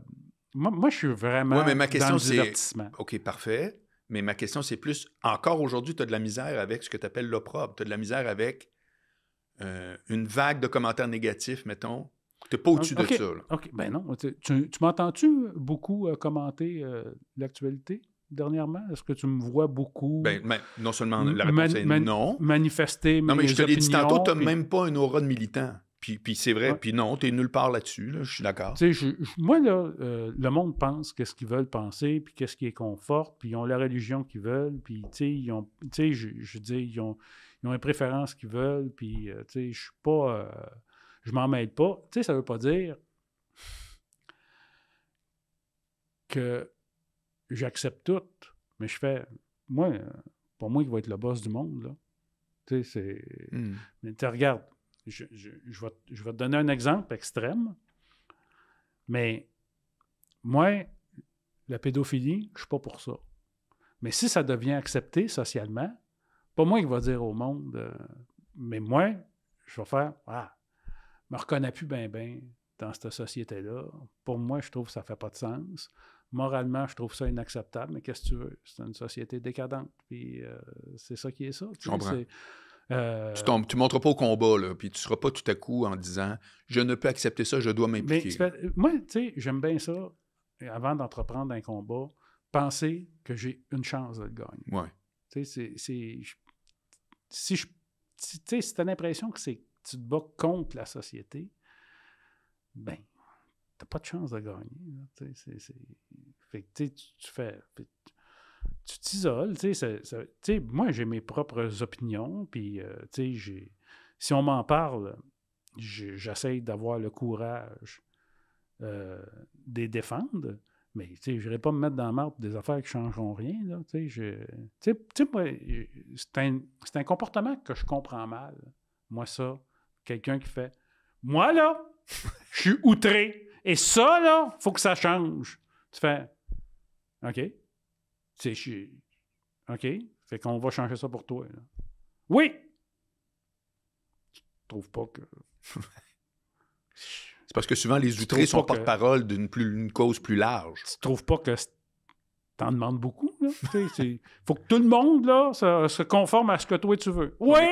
Mais c'est ça que je t'explique. C'est que souvent, les outrés sont porte-parole d'une cause plus large qu'eux-mêmes. Oui, autoproclamés, par exemple. Ah ben oui, ils sont pas mandatés, là, ils sont autoproclamés. Mais c'est ça, là, le despotisme. Tu sais, je veux pas être plate, là, mais Adolf Hitler, là, c'était exactement ça, là. C'était un gars qui disait, les Juifs, là, il faut éliminer ça, là. S'il faut que ça disparaisse. Tu fais, OK, c'est qui décide? C'est moi! C'est mon idée, c'est ça qu'on va faire, puis j'embarque tout le monde avec moi. Puis si t'es pas dans ma gang, on va te tuer. On va te mettre dans la gang. T'es là, OK. C'est dangereux avoir cette pensée-là. Et les gens font, non, mais moi, c'est pour une bonne cause. Non. Il n'y a pas de bonne cause, là. Le despotisme, là, c'est jamais une bonne cause. Tu sais, de toute façon, c'est quand ils font on challenge le pouvoir établi. Ouais, c'est pour le remplacer par un autre pouvoir qui va commettre les mêmes crimes, les mêmes. Tu sais, c'est juste un changement de pouvoir. Tu sais, mais la démocratie, ça ne peut pas être blanc ou noir. Bien, la démocratie, premièrement, ça n'existe pas, là, Marc. Là, je veux dire, techniquement, ça existe. Ben, en fait, mais non, l'idée de la démocratie n'existe pas. C'est ça que tu veux dire. En fait, présentement, on a la technologie pour nous faire voter les lois sans que ça coûte. On n'a pas besoin de se déplacer. On pourrait voter sur nos téléphones. On pourrait... ils ne nous font pas voter les lois. Là. Ils nous font voter les personnes qui vont écrire les lois. T'sais.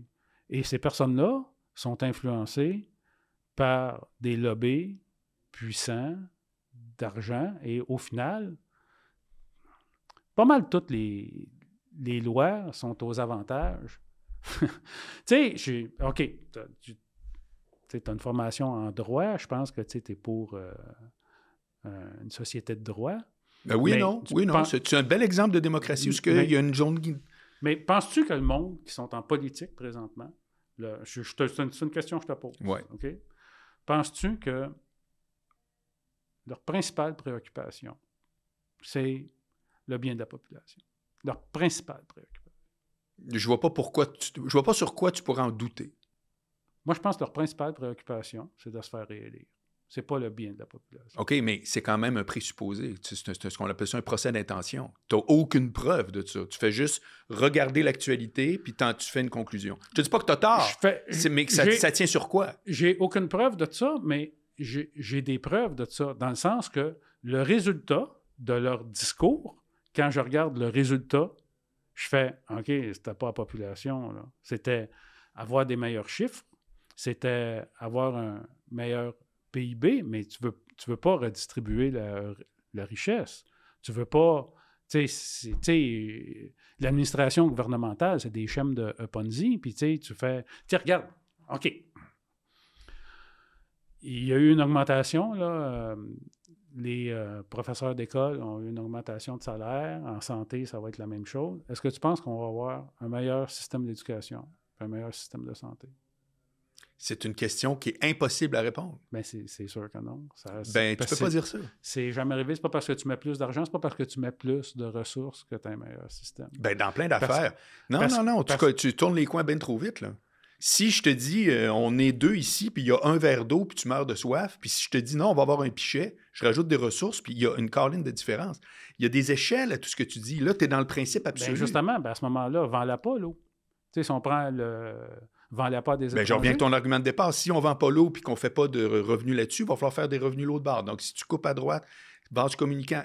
Quand je te dis que la démocratie existe, c'est qu'elle existe dans sa mécanique, mais dans son principe. Si le but, c'était de faire des revenus, on n'étoufferait pas les créateurs de richesse.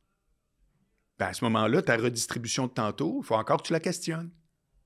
Tantôt, tu m'as dit, c'est pour être réélu, c'est pas nécessairement pour redistribuer. Puis là, tu es en train de prôner un grand capitalisme qui va faire ce qu'on appelle du ruissellement. C'est-à-dire que s'il y a plein de monde riche, ils vont créer des jobs. C'est tout le temps un ou l'autre avec des zones grises, Jeff. C'est pour ça que je te dis. Absolument. Bon, voilà. Absolument. Mais je suis d'accord avec toi.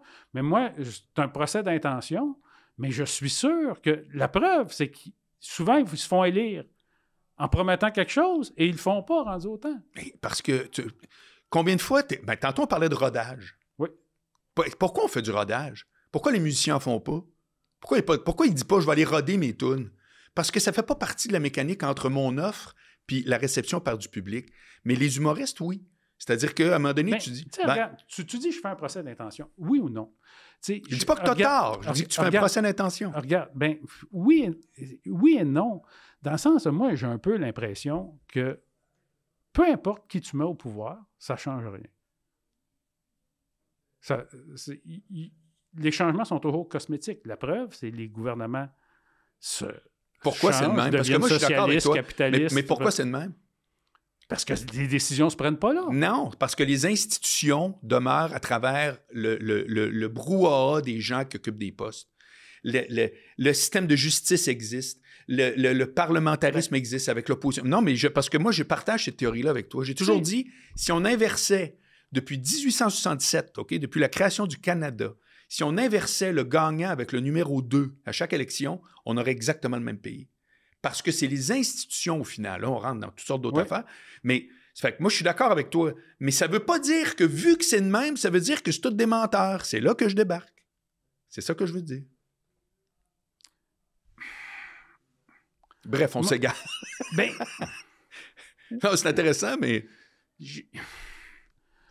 Moi, tu sais, mettons, tu as la CAQ, qui est un parti au départ nationaliste. Ils font des sondages, ils font « Ouais, le monde n'a pas le goût d'entendre parler de ça. » Ben, on n'est plus nationaliste. On est nationaliste quand ça fait notre affaire, puis on ne l'est pas. Donc, tu fais... Là, c'est pas juste des promesses, là. Là, c'est des convictions que tu renies selon la vitesse du vent, selon ce que tu entends, selon ce que tu...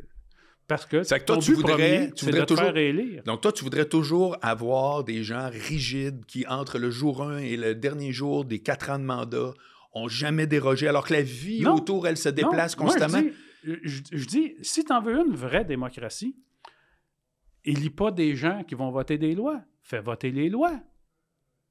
Là, tu vas l'avoir, le peuple, ce qu'il pense vraiment, ce qu'il veut vraiment. Parce que pour toi, la démocratie, ce n'est que mathématique. C'est 50+1. Mais dans la notion de démocratie, il y a la presse, il y a le droit qui, des fois, protège certains... Et tout ça est discutable à l'infini. Mais c'est pas que mathématique. Tu parles de ça, mettons, la justice. Tu sais, des fois, tu entends des affaires, tu fais « Crime, un gars, un violeur, un pédophile, multirécidiviste, qui est en liberté, je me l'explique mal, qui a tué une fille, OK? » Puis tu fais, OK, mais là, ça fait combien de temps de ça? Ça fait 5 ans. Puis là, tu fais, mais qu'est-ce qu'il fait en liberté? Et moi, la conclusion à laquelle j'arrive, c'est que des crottés, il n'y en a pas tant que ça. Puis tu as tout un système à faire vivre économiquement. Tu as des avocats, tu as des juges, tu as des policiers, tu as celui qui passe la mop dans le palais de justice. Ben, tu sais, pour justifier ça, ça t'en prend du monde qui vont tuer des gens. Ça t'en prend des pédophiles, ça t'en prend des violeurs, ça t'en prend des bandits, ça t'en prend des mafieux, ça t'en prend. T'sais. Et la mafia, des jeunes avec le pouvoir, là, c'est pas moi qui invente ça. Le monde était bien surpris. La commission Charbonneau était là, ah ouais, la mafia des politiciens dans leur poche. Écoute, moi, je suis pas dans le milieu de la construction.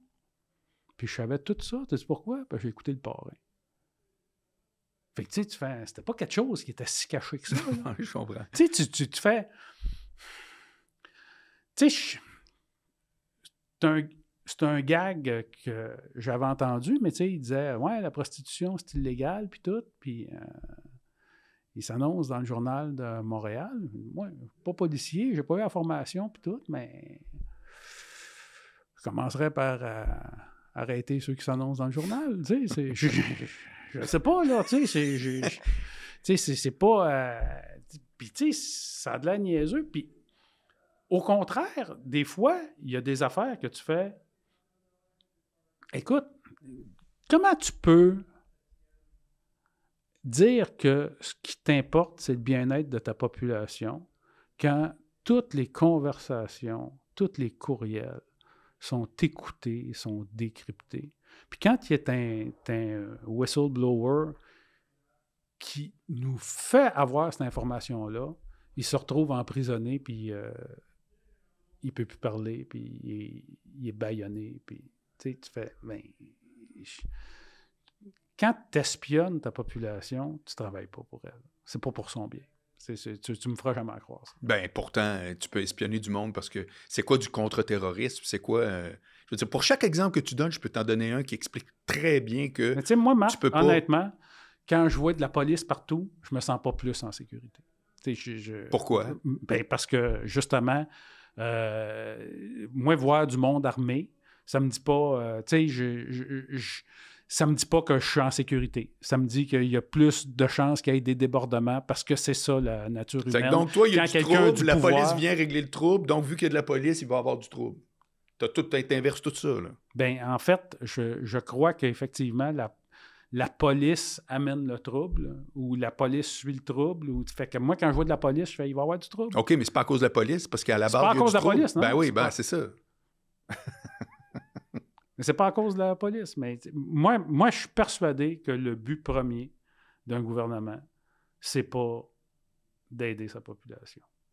Le but premier, c'est pas ça. C'est de se faire réélire, c'est d'avoir le pouvoir. Et un pouvoir qui existe plus ou moins. Tu sais, le pouvoir, à quelque part, au final, c'est les banques qui l'ont, là. Tu sais, les banques, quand ils blanchissent l'argent des cartels, tu sais, c'est drôle, mais ils ne se font pas achaler, là, par le ministère du Revenu, là. Tu sais, c'est... Mais bref, tu sais, c'est ça. Tu sais, la justice, il y a une justice pour le petit, puis il n'y a pas de justice pour le gros. Tu sais, c'est... Alors, en tout cas, c'est parce que tu es probablement très idéaliste puis que tu aimerais un système parfait qui roule A1 avec de l'honnêteté à chaque coin de rue. On vit même pas ça dans nos vies personnelles. Moi, je suis complètement sur la page opposée. Je pense qu'au contraire, c'est tellement facile de dire « tout est pourri, telle affaire ». Ça, c'est gérant d'estrade au bout. La réalité, c'est qu'il y a un système qui est difficile à être parfait.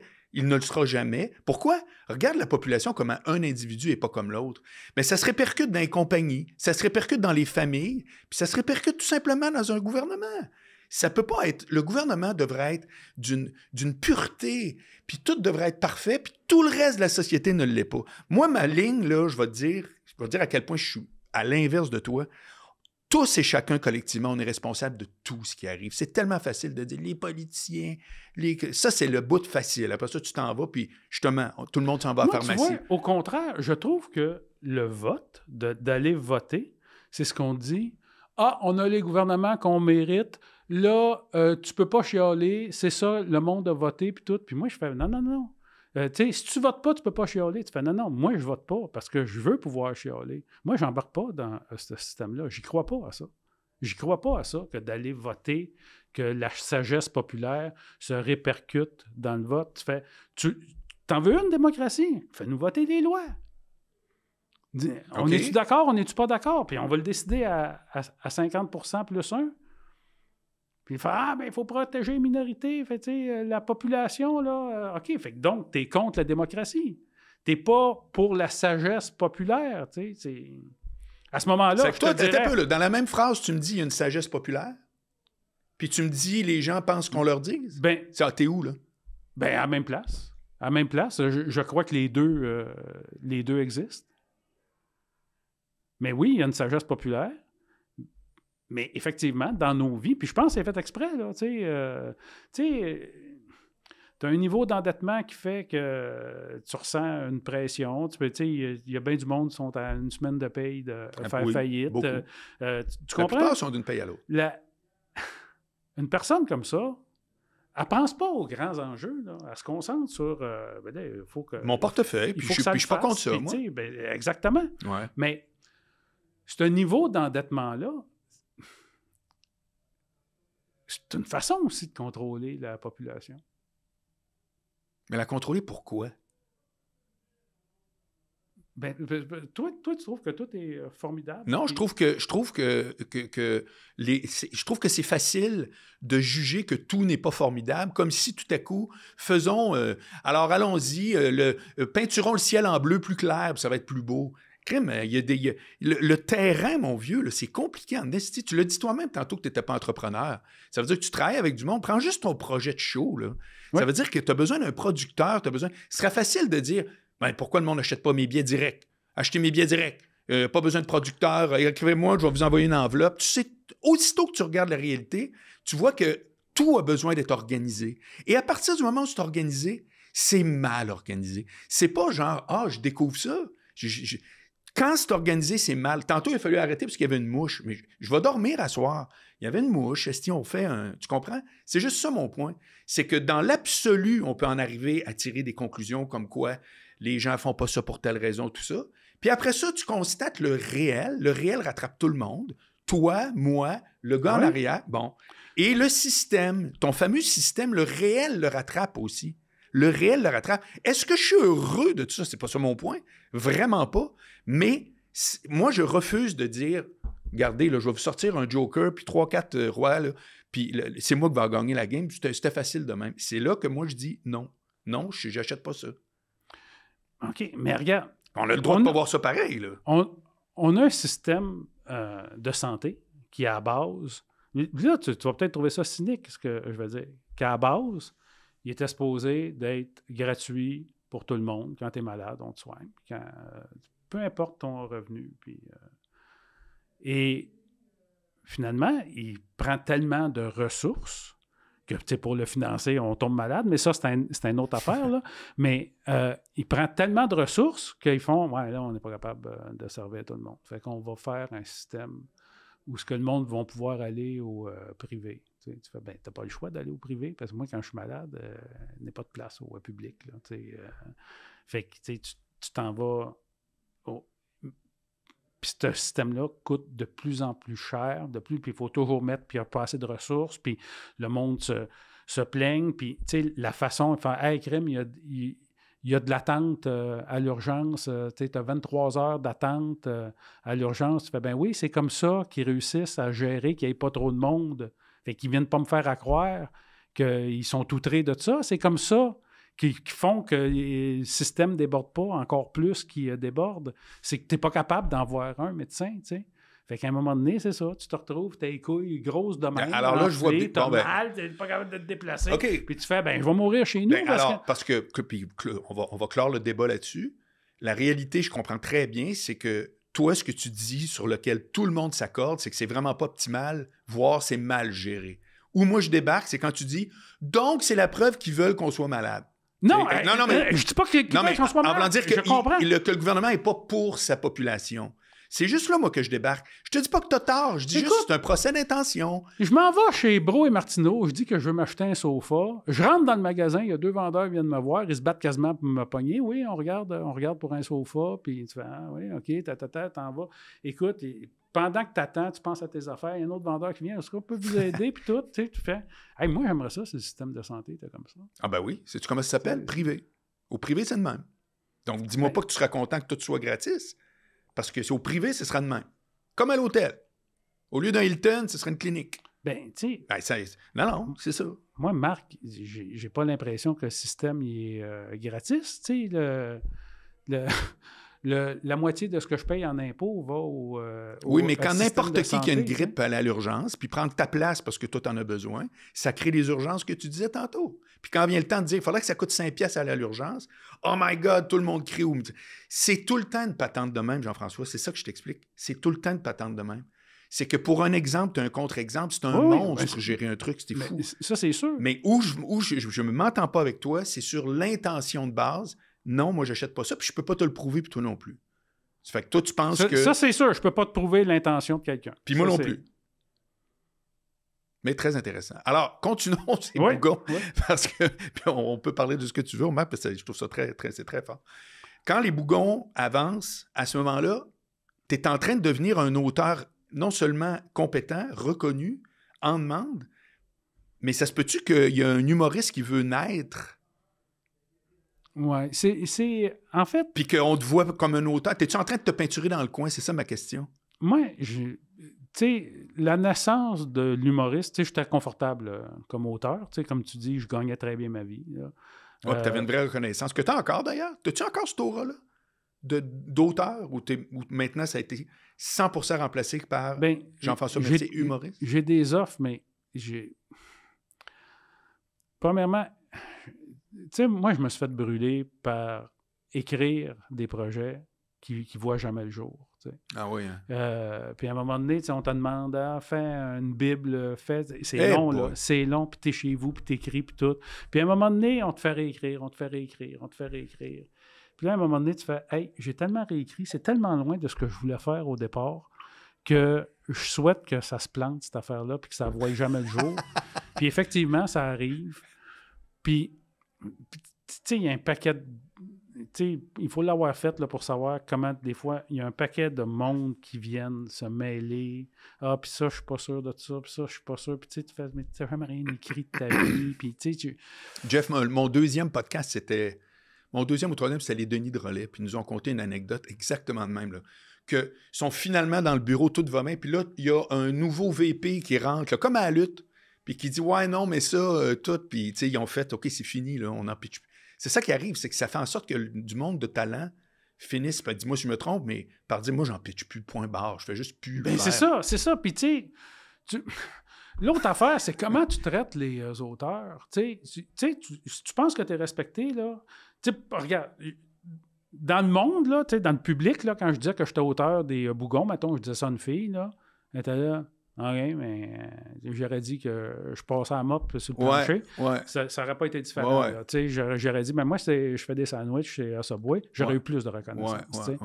Mais, tu sais, puis des fois, il me disait, mais t'es auteur, là, tu fais quoi?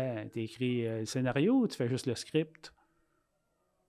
Là, tu fais, c'est la même affaire, le scénario et le script. Là. C'est la même chose. Non, mais ce que je veux dire, là, mettons, Papa Bougon, il se débouche une bière, c'est pas écrit, ça. Tu fais, oui, c'est écrit. Ben là, ça doit être long à écrire, hein? Ben oui, t'as pas idée. T'as pas idée comment c'est long, tu sais. T'as pas idée comment c'est long écrire. Puis, tu sais, il fait ça, il se déplace. Oui, c'est écrit. C'est écrit, tu sais. Tu fais, ah ouais, OK, hein? Puis, mais... Le monde a l'impression que les personnages, quand ils parlent, c'est les personnages qui parlent. Ils ne pensent pas que c'est un texte. Fait, mais là, c'est pas un texte, ça, là. C'est totalement naturel. Tu sais qu'il n'existe pas, ce personnage-là. Bref. Puis moi, j'ai du fun quand j'écoute même des affaires que j'ai écrites, puis que même que je sais c'est quoi la ligne qui s'en vient. Ouais. Parce que justement, moi aussi, j'ai ça. Je vois le personnage, puis j'ai comme l'impression qu'il y a une vie extérieure. Puis des fois, quand tu écris, c'est drôle à dire, mais tu fais « Ouais, de ça, j'aurais pas le choix d'écrire ça de même parce que le personnage, c'est ça qu'il aurait dit. » Fait que pour être en accord avec le personnage, c'est ça qu'il aurait fait, c'est ça qu'il aurait dit. Je le sais, c'est... Ouais. Ben d'ailleurs, c'est toi qui m'avais fait... Tu m'avais dit une phrase, ça m'avait frappé parce que bizarrement, je n'avais jamais pensé à ça. Mais tu avais dit, c'est un peu insultant quand on entend des fois des comédiens en entrevue dire « Oui, ma job, c'est de créer des personnages. » Non. C'est l'auteur qui a créé le personnage. Ouais. Tu l'interprètes, puis ça prend un talent. Ouais. C'est un talent que j'ai pas. Mais c'est toi qui m'avais dit ça. J'avais fait comme mais tu sais, incarner, ça veut dire...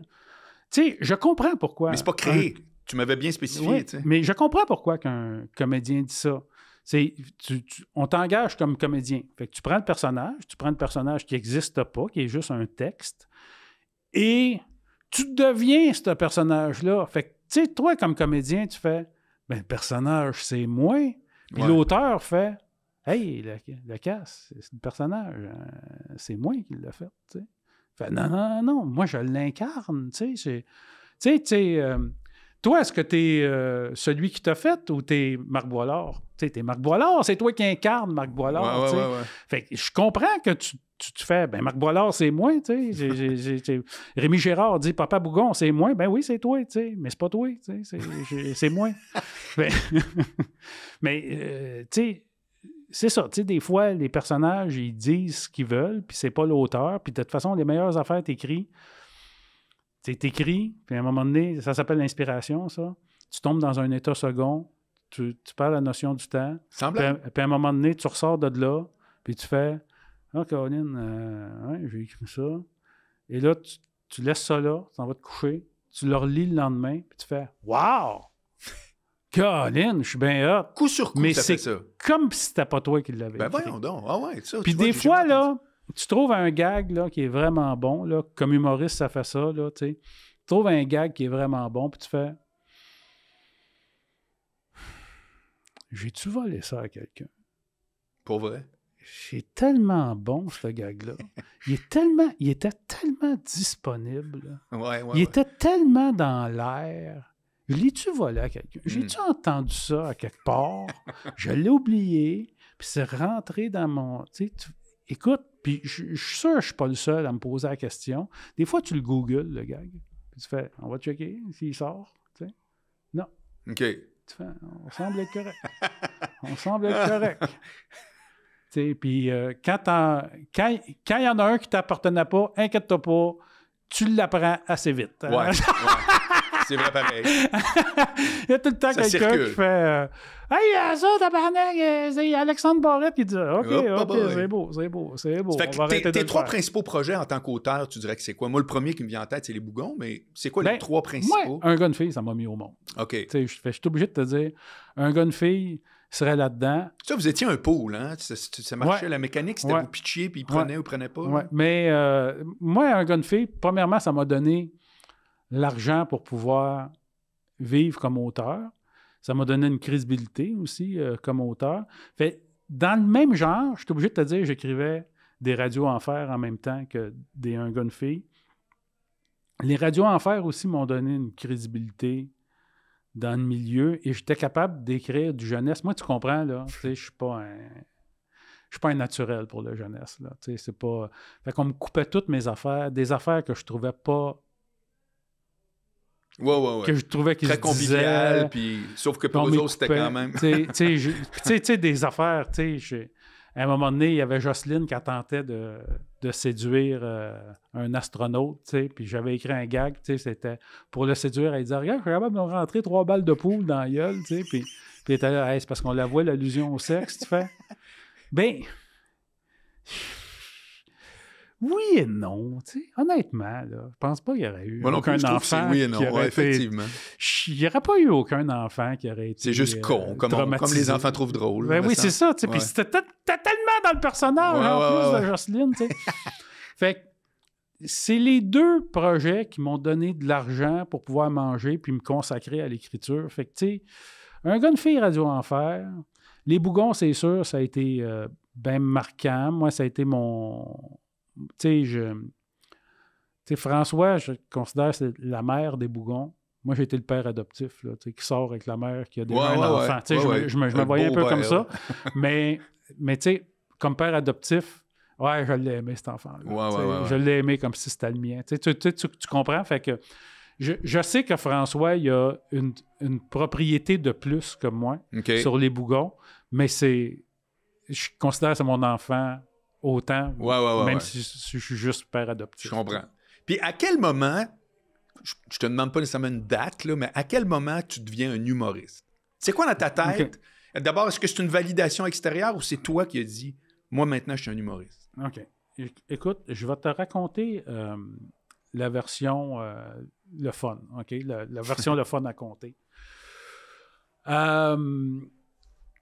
Je suis à Piazzetta de Saint-Hyacinthe, ma blonde de l'époque, est de mèche avec François Havard. François, il dit « À quand un show d'humour du Gros Mercier? » tu sais. Puis moi, ça faisait longtemps que ça me trottait dans la tête. C'était ton surnom, le Gros Mercier? Oui. Okay. Et moi, j'étais un humoriste frustré dans le sens que souvent, j'amenais des affaires, tu sais, dans l'émission, tu sais, peu importe l'émission, mais tu sais, puis on me le coupait, on me disait ça, c'est trop élevé. Puis, tu sais, à un moment donné, j'avais écrit dans 3 fois rien, puis, tu sais, je voulais qu'on échappe le bébé, tu sais, puis on me disait ça se fait pas. Puis, tu sais, quand tu le vois dans le film Crazy, tu fais. Fait que ça se faisait. Tu vois bien que ça se faisait. Là, il y a un paquet d'affaires. J'avais écrit un gag. Le gars, clairement, il se faisait pogner à se masturber, puis il ne retrouvait plus le sperme, là, puis il était dans les cheveux de la fille. Puis tu fais, mais non, mais où c'est qu'il est passé le sperme? Comment ça qu'il n'a pas su? Ça se peut pas, cette affaire-là. Puis tu fais. Quand tu le vois dans le film There's Something About Mary, puis que c'est le gag que tout le monde se souvient, ben c'est ça, tu fais, ben là, tu vois bien, tu sais. Fait il y avait des affaires que je me disais, mon show 1 est fait avec des rejets de ce qu'on m'a refusé. Je faisais un numéro, un melting pot à la fin, c'est tous des gags que moi je trouvais qui étaient bons, qui m'ont été refusés en TV. On me disait ça se fait pas, ça... Puis c'est le numéro qui marche le plus. My God, wow! Évidemment, c'est le numéro qui marche le plus. Ben oui. Puis, écoute, anecdote, à un moment donné, j'avais fait un sketch, c'était pour la Chambre des notaires. C'était... C'était une pub de cercueil, de maison funéraire, tu sais, qui s'appelait, avec le mascotte nécrophile, puis, tu sais, hey, nos...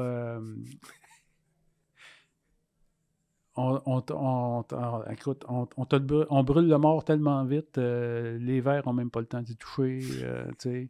En tout cas, tu sais. Et ce sketch-là, tout le monde le trouvait drôle parce qu'il allait loin, mais quand on a le temps de le mettre à la TV, il y avait toujours quelqu'un qui disait « Ben non, franchement, vous n'êtes pas sérieux, on ne va pas faire ça. » Et pas de farce, je l'ai vendu à peu près 7 fois. Pour vrai? Oui. Sérieux? Fait qu'il se rendait assez loin pour que le monde approuve le texte. Mais il y avait tout le temps le diffuseur qui faisait non. Ou quelqu'un qui disait... C'est malade. Ben là, la mascotte nécrophile, là, tu sais, c'est... Ah oui... Elle pourrait pas s'appeler Tumouche. Tu sais, nos techniciens violent le mort en tout respect. Ils violent le mort en tout respect. Puis, tu sais,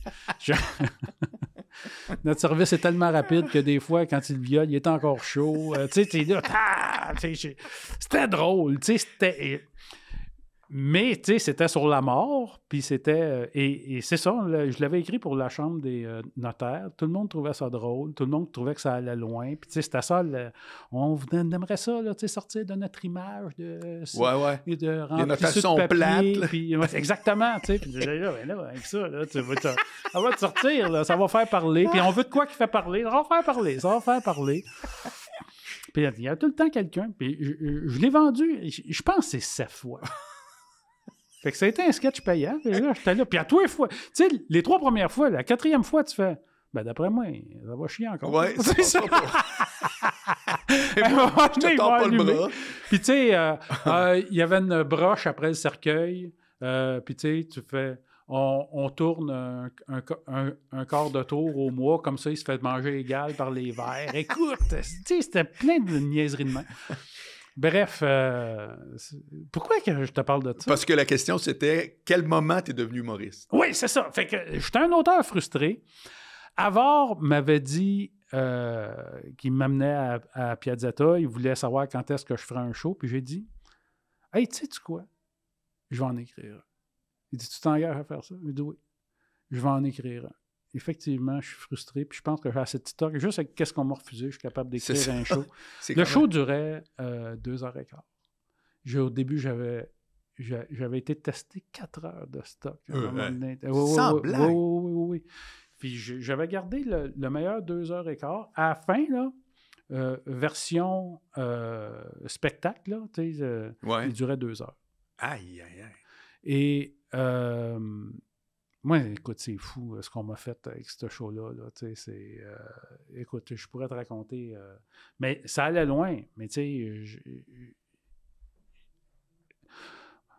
moi, mon producteur m'avait dit, bon, là, ta première est dans 2 semaines. Personne n'ose te le dire, moi, te le dire.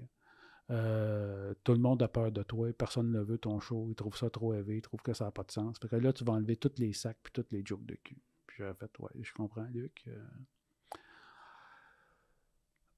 Mais j'ai dit, ça n'arrivera pas. J'ai dit, moi, là, tabarnak, c'est pas vrai, que je vais perdre 75 000 j'ai fait, non, mais tu le perdras pas.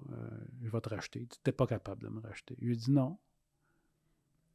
Mais j'ai parlé avec François Havard, puis j'ai parlé par après, là, tu sais. J'ai parlé avec François Havard, puis à 2, on a l'argent. On va te racheter. Il n'y a pas de problème. Si tu veux pas être là, tu seras pas là. Puis, tu sais, il a fait, c'est ça fait à sa tête. Tout. T'es-tu encore là, Luc, ou on te rachète? Il fait, non, si tu veux être là, mais après ça, tu viendras pas dire. C'est malade. Puis, ça a été un succès. T'as vendu combien de billets? T'en as vendu pour vrai? 117 000, je pense. Tu sais? Ouais. Ça a été un succès, mais j'ai pas vendu ça à 117 000 personnes différentes. C'était tout le temps les mêmes qui revenaient voir le show, puis ils faisaient « Hey, j'ai amené ma mère, ce coup. » Arrête donc, toi! Ouais. Puis souvent, ils venaient me voir après, puis moi, ça fait 3 fois que je jouais ton show. Là, j'ai amené ma mère, puis il m'a dit j'étais un peu traumatisé, là, les jokes de sodomie, elle riait comme une folle.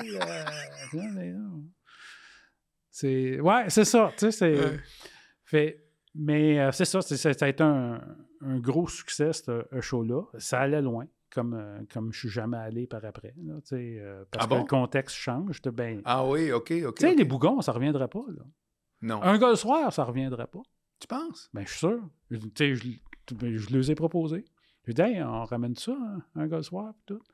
Il a fait, Jeff, un gars le soir. Non, mais on ferait une version. Mais qu'est-ce qu'il y avait d'élevé? Ben, c'est ça. Il n'y a rien qui est élevé, mais à cette heure, tu ne peux plus rien dire. Fait que, tu sais, il n'y a rien qui est élevé. François Havard, mon deuxième show, m'avait dit, écoute, il dit, bravo, je trouve que tu vas loin. Bon, évidemment, tu ne vas pas aussi loin que dans le premier show, mais dans le contexte actuel, d'avoir le courage d'aller aussi loin que ça, bravo. OK. Fait que, tu sais, c'est ça, le contexte change. Et le troisième show, c'est encore plus restreint. Le troisième étant lui que tu rodes, là? Non. Ça, c'est ton quatrième que tu rodes? OK. Oui. Le troisième, tu l'as fait un peu en dessous du radar, hein? Ben oui. C'était celui avec un peu le show caché, là, ça se peut-tu? En cachette. Oui, en cachette. Mais pour bien du monde, ce show-là n'a pas existé. Mais moi, ça m'a fait...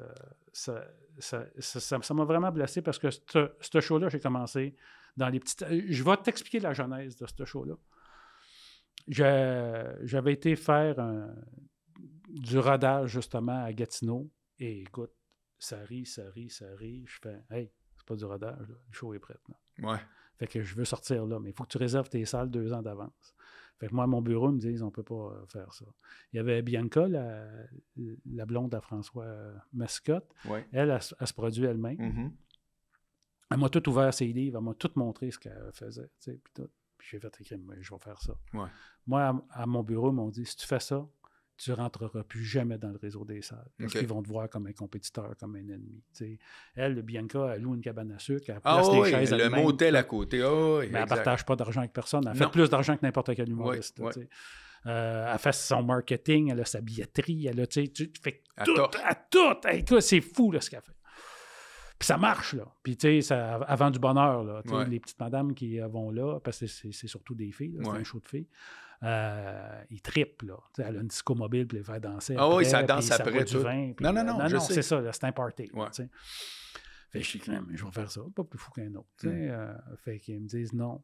Par contre, les grosses salles ont des petites salles. Fait que j'ai fait le réseau des petites salles.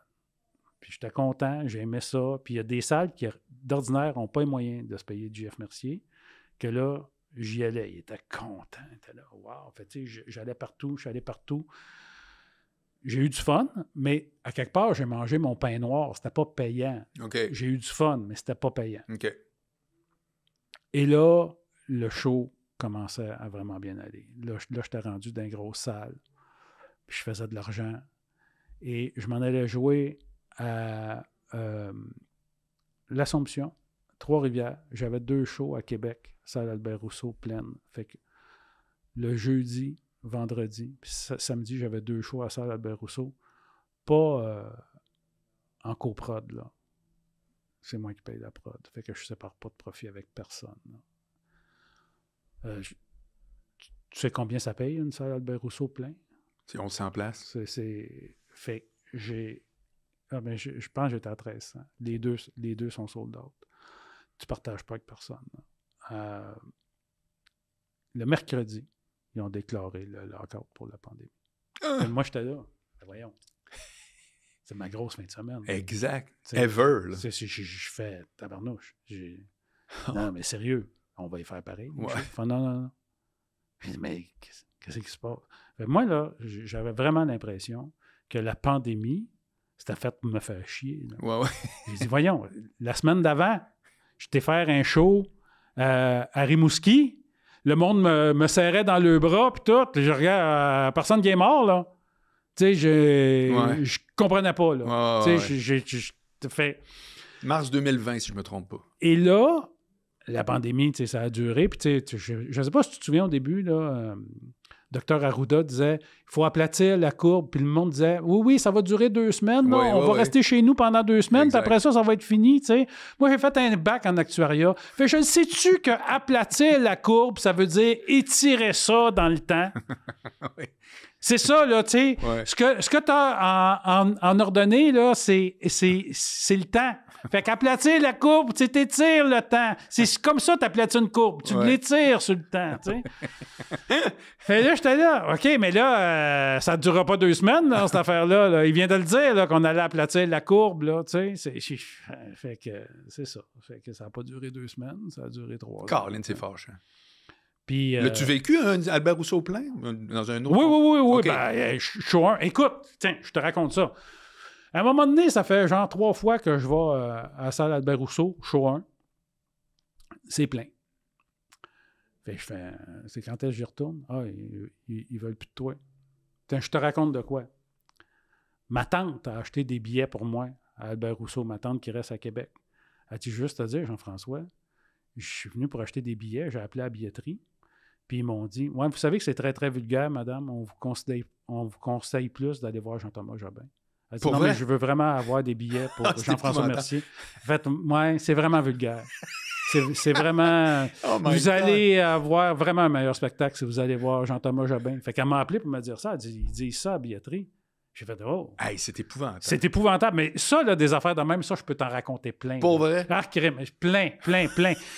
À Val-d'Or, le gars me fait venir dans sa petite salle qui contient à peu près 100 personnes, Marc.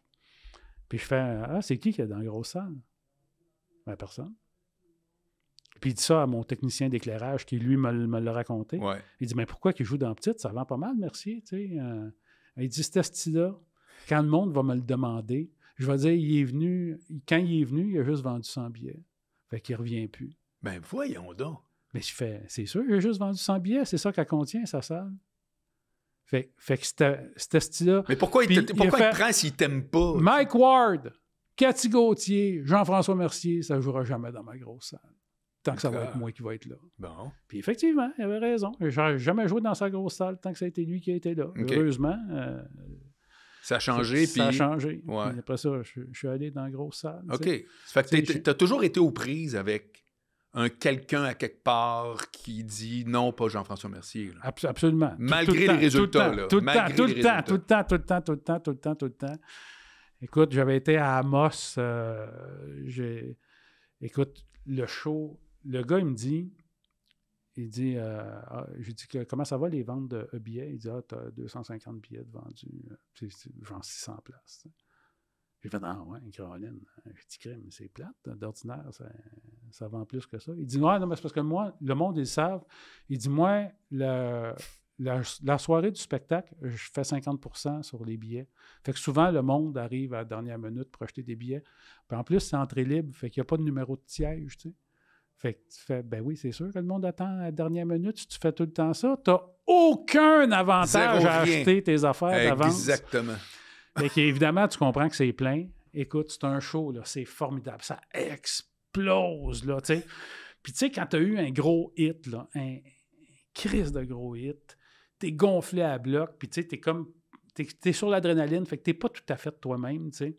Fait que le gars vient me voir, il fait « Hey, Grim, ça a bien été. » Il dit « Ouais, puis quand je reviens? » « Hey, tu reviens pas? » J'ai dit « Comment ça, je reviens pas? » « Ben, tout le monde qui avait à te voir, ils t'ont vu. » Il dit « La salle, c'était plein. » J'ai dit « Ouais, mais là, il n'y a pas 600 personnes à Amos, là. » Il dit « Non, on est une petite ville, on est 26 000. » J'ai dit « OK. » Fait, il dit « Non, ben, c'est ça, là, tout le monde qui avait à te voir... Il sait tout ça, là. Ils t'ont vu. J'ai dit, mais ça se pourrait pas qu'eux autres qui ont trippé, qui en parlent à d'autres, qui fait, t'as manqué quelque chose, que je revienne puis qu'on fasse 2 autres soirs, là, parce que ça s'est parlé ou que... Non, c'est de la magie. Ah, il dit non, c'est pas de même, ça marche. Dit, je pense que je connais mon public. Il dit, il y a juste 26 000 personnes. J'ai dit, ouais, mais tu comprends qu'à Saint-Georges-de-Beauce, ça fait 5 fois, j'y vais, là. Puis c'est à peu près ça, là, 26 000 personnes, là, tu sais, c'est... Ouais, mais c'est ça, c'est pas la même affaire qu'à Montréal, pantoute, tu sais. Fait que je reviens pas, non. Puis il nous a dit, ah oui, by the way, on vous connaît, les humoristes, là. Laissez nos femmes tranquilles. Sortez pas ce soir. Ah bon? Tiens donc. Puis là, j'étais là. Ben voyons donc. Quoi? Hein? Laissez nos femmes tranquilles? Quoi? Ils sont promis à qui? Voyons, c'est quoi cette affaire-là, tu sais? Ouais. Et je suis jamais retourné. Ah ouais. Jusqu'à temps que ça soit un jeune qui reprenne ça. OK. Là, puis je suis jamais retourné. Fait que, tu sais, des affaires de même, là, je peux t'en raconter plein. T'en as une tonne. Oui, j'ai... Qu'est-ce que tu t'attends avec le show que tu rodes là? C'est quoi tes attentes? À tous égards. J'ai pas d'attente. Je pense que moi, je me justifie par mon originalité, puis j'essaye des affaires, tu sais. Je suis pas celui qui vend le plus, mais... je pense que je suis respecté dans le milieu. J'ai du plaisir Clairement. À faire ça. J'ai du plaisir à rencontrer le monde. Tu sais, moi, je suis pas... malgré des fois des affaires que je peux dire, moi, je suis vraiment pas méprisant avec les gens. Je suis toujours content de les rencontrer. Je suis toujours content de... tu sais, écoute, j'ai été faire un show dans une mine dans le Grand Nord, la mine Raglan. Puis, tu sais, je suis sorti de là... Tu sais, c'est pas les conditions les plus faciles, c'est pas les... mais c'est ça que j'ai dit au booker, tu sais, j'ai fait... Premièrement, eux autres, ils te payent avec leur club social, là, c'est pas la compagnie qui paye, c'est eux autres qui te font venir. Puis je suis sorti de là, puis j'ai fait « Wow! » Là, non seulement je les ai fait rire, mais sérieusement, j'ai vraiment l'impression que j'ai apporté du bonheur dans leur vie. Puis le gars m'a dit « Oui, vraiment. » Vraiment, t'as fait une grosse différence. C'est marrant. Puis le monde était... Écoute, j'étais content, puis je suis encore content d'aller jouer dans des petites salles. Je suis toujours content de jouer, mais c'est sûr, j'aime mieux, si tu fais un show, qu'il y ait le plus de monde possible qui le voit, puis je m'ajuste en conséquence, mais j'essaye de rester moi-même, puis d'offrir un show original. Puis de tasser certaines limites, puis de mettre les gens dans un certain inconfort, puis de jouer là-dedans. Même si tu dis que l'environnement te permet moins, trouves-tu que chaque show est du meilleur Jean-François Mercier pareil? Ou tu as l'impression que c'est des compromis que tu regrettes? Ben, tu sais... Je sais pas si tu claires la question. La ligne, oui, c'est très, très clair. La ligne, c'est pas moi qui la mets. Puis la ligne, elle change, c'est pas moi qui la mets. Fait que, l'humour, c'est réactionnaire, fait que j'arrive... Est-ce que c'est un meilleur show? Je sais pas. Mais moi, c'est plus du meilleur Jean-François Mercier ou du Jean-François Mercier qui doit se retenir. C'est plus ça ma question. Bien, le Jean-François Mercier, il se retient... c'est la ligne... je veux dire, si le filet est là, puis la ligne est là... ben il faut que la balle reste là-dedans. Ouais. Fait que si tu joues dans un plus petit terrain, c'est juste, ça a changé la game, mais t'es pas un moins bon joueur. Ça demande les mêmes skills pour s'adapter à un environnement qui change. Oui. OK. Et moi, là, je suis obligé de te dire que j'ai pas capté mon premier show. Le deuxième, je l'ai capté pour moi. Okay. Fait que ça sera jamais... le troisième, je l'ai capté pour moi. Ça sera jamais sorti. On ne sortira jamais. Okay. Puis le deuxième, j'avais fait une captation qui avait passé à TVA, mais il a appris ce qui passait là, à TV. Là, okay. Fait qu'un genre une heure qui ouais. était comme softé. Ouais. Fait toutes les meilleures gags étant là. En tout cas, bref. Ouais. Mais c'est ça, tu sais, c'était quand même le fun. Pourquoi je te parle de la... Ah oui, c'est ça. Quand je regarde mes affaires, mais tu sais, on l'a capté, fait moi, j'ai gardé la captation complète. Mes affaires vieillissent bien. OK. Probablement parce que je ne fais pas d'actualité, parce que je ne suis pas collé sur l'actualité, que les sujets que j'aborde sont universels quand même. Fait, ça vieillit bien, c'est encore super drôle. Les gags que je faisais au premier show, je pourrais refaire, ils sont encore super drôles. OK. C'est juste qu'il y aurait une réaction. Mais j'aurais le rire, mais il y aurait un contre-coup à dire ces choses-là. Ouais. Tu sais, mettons, je te donne un exemple. Je disais, l'autre fois, je regardais ma boîte de Rice Krispies, puis c'était la première fois que ça me frappait, mais cric, crac, croc, là, ça m'a de l'air de 3 hosties de tapettes, ça. Non, pas mal sûr de mon affaire. Tu sais, quand tu mets du lait dans ton bol de Rice Krispies, ça fait cric, crac, croc. Ben, j'ai mis du sperme dans mon bol, puis ça faisait miam, miam, miam. Mais je me suis le monde rit, puis ils font « Ah, tabarnouche! » Mais aujourd'hui, ce que ça ferait, c'est moi, l'homophobie, ça me fait pas rire. Puis tu fais, mais il n'y a pas d'homophobie. Non. Je suis pas homophobe. Je trouve ça drôle. Ce qui me fait rire, c'est pas l'homophobie. C'est un gars qui choque de cric, crac, croc, de leur apparence physique, puis qui voit une implication. Ça me fait rire. Oui. Ça, c'est ça qui est drôle. Puis que le gars, il est carré, là. Il fait « J'ai mis du sperme dans mon bol. » Tu fais « Ben voyons donc! » C'est ça qui est drôle de cette... Mais c'est ça. Aujourd'hui, ben, c'est rendu tellement aseptisé. Il y avait un gag d'un bougon qui me faisait bien rire. C'était... Il y a un jeune qui s'est cassé une jambe en jouant sur le Mont-Royal. Fait que là, ben, on n'a pas le choix. Il va falloir raser la montagne. C'est la santé de nos enfants qui en dépend. C'est petit faire. Ouais. C'est ça. C'est ça. Ouais. C'est ça, on est rendu là. On n'a pas le choix, là. On n'a pas le choix. Hey, Jeff, il faut que j'écourte l'entrevue que j'aurais continué. Faute de temps, parce que j'étais à radio, là, j'ai le temps. OK. Ouais. Mais on a jasé 2 heures. Près de 2 heures. On peut faire une deuxième partie, si tu veux. Non, mais pour vrai, parce que moi, j'aurais continué. Là. Il y en avait encore bien des affaires. Ben, c'est sûr, tu sais, que si t'étais pas embarqué aussi sur tes folies de défendre le gouvernement, on aurait sauvé pas mal de temps là, tu sais, parce que clairement, j'ai raison. Hey, merci 1000 fois. Ben, ça fait plaisir. Mais je te dis pour vrai, je te réinvite pour vrai. Habituellement, personne n'est venu 2 fois, mais toi, ça vaudrait vraiment la peine. Fait que si à quelque part, ça rentre dans tes trucs, là, attends pas que je te le dise, je te le dis. Là. OK. C'était vraiment solide. Ben, c'est cool. Salut tout le monde, à bientôt.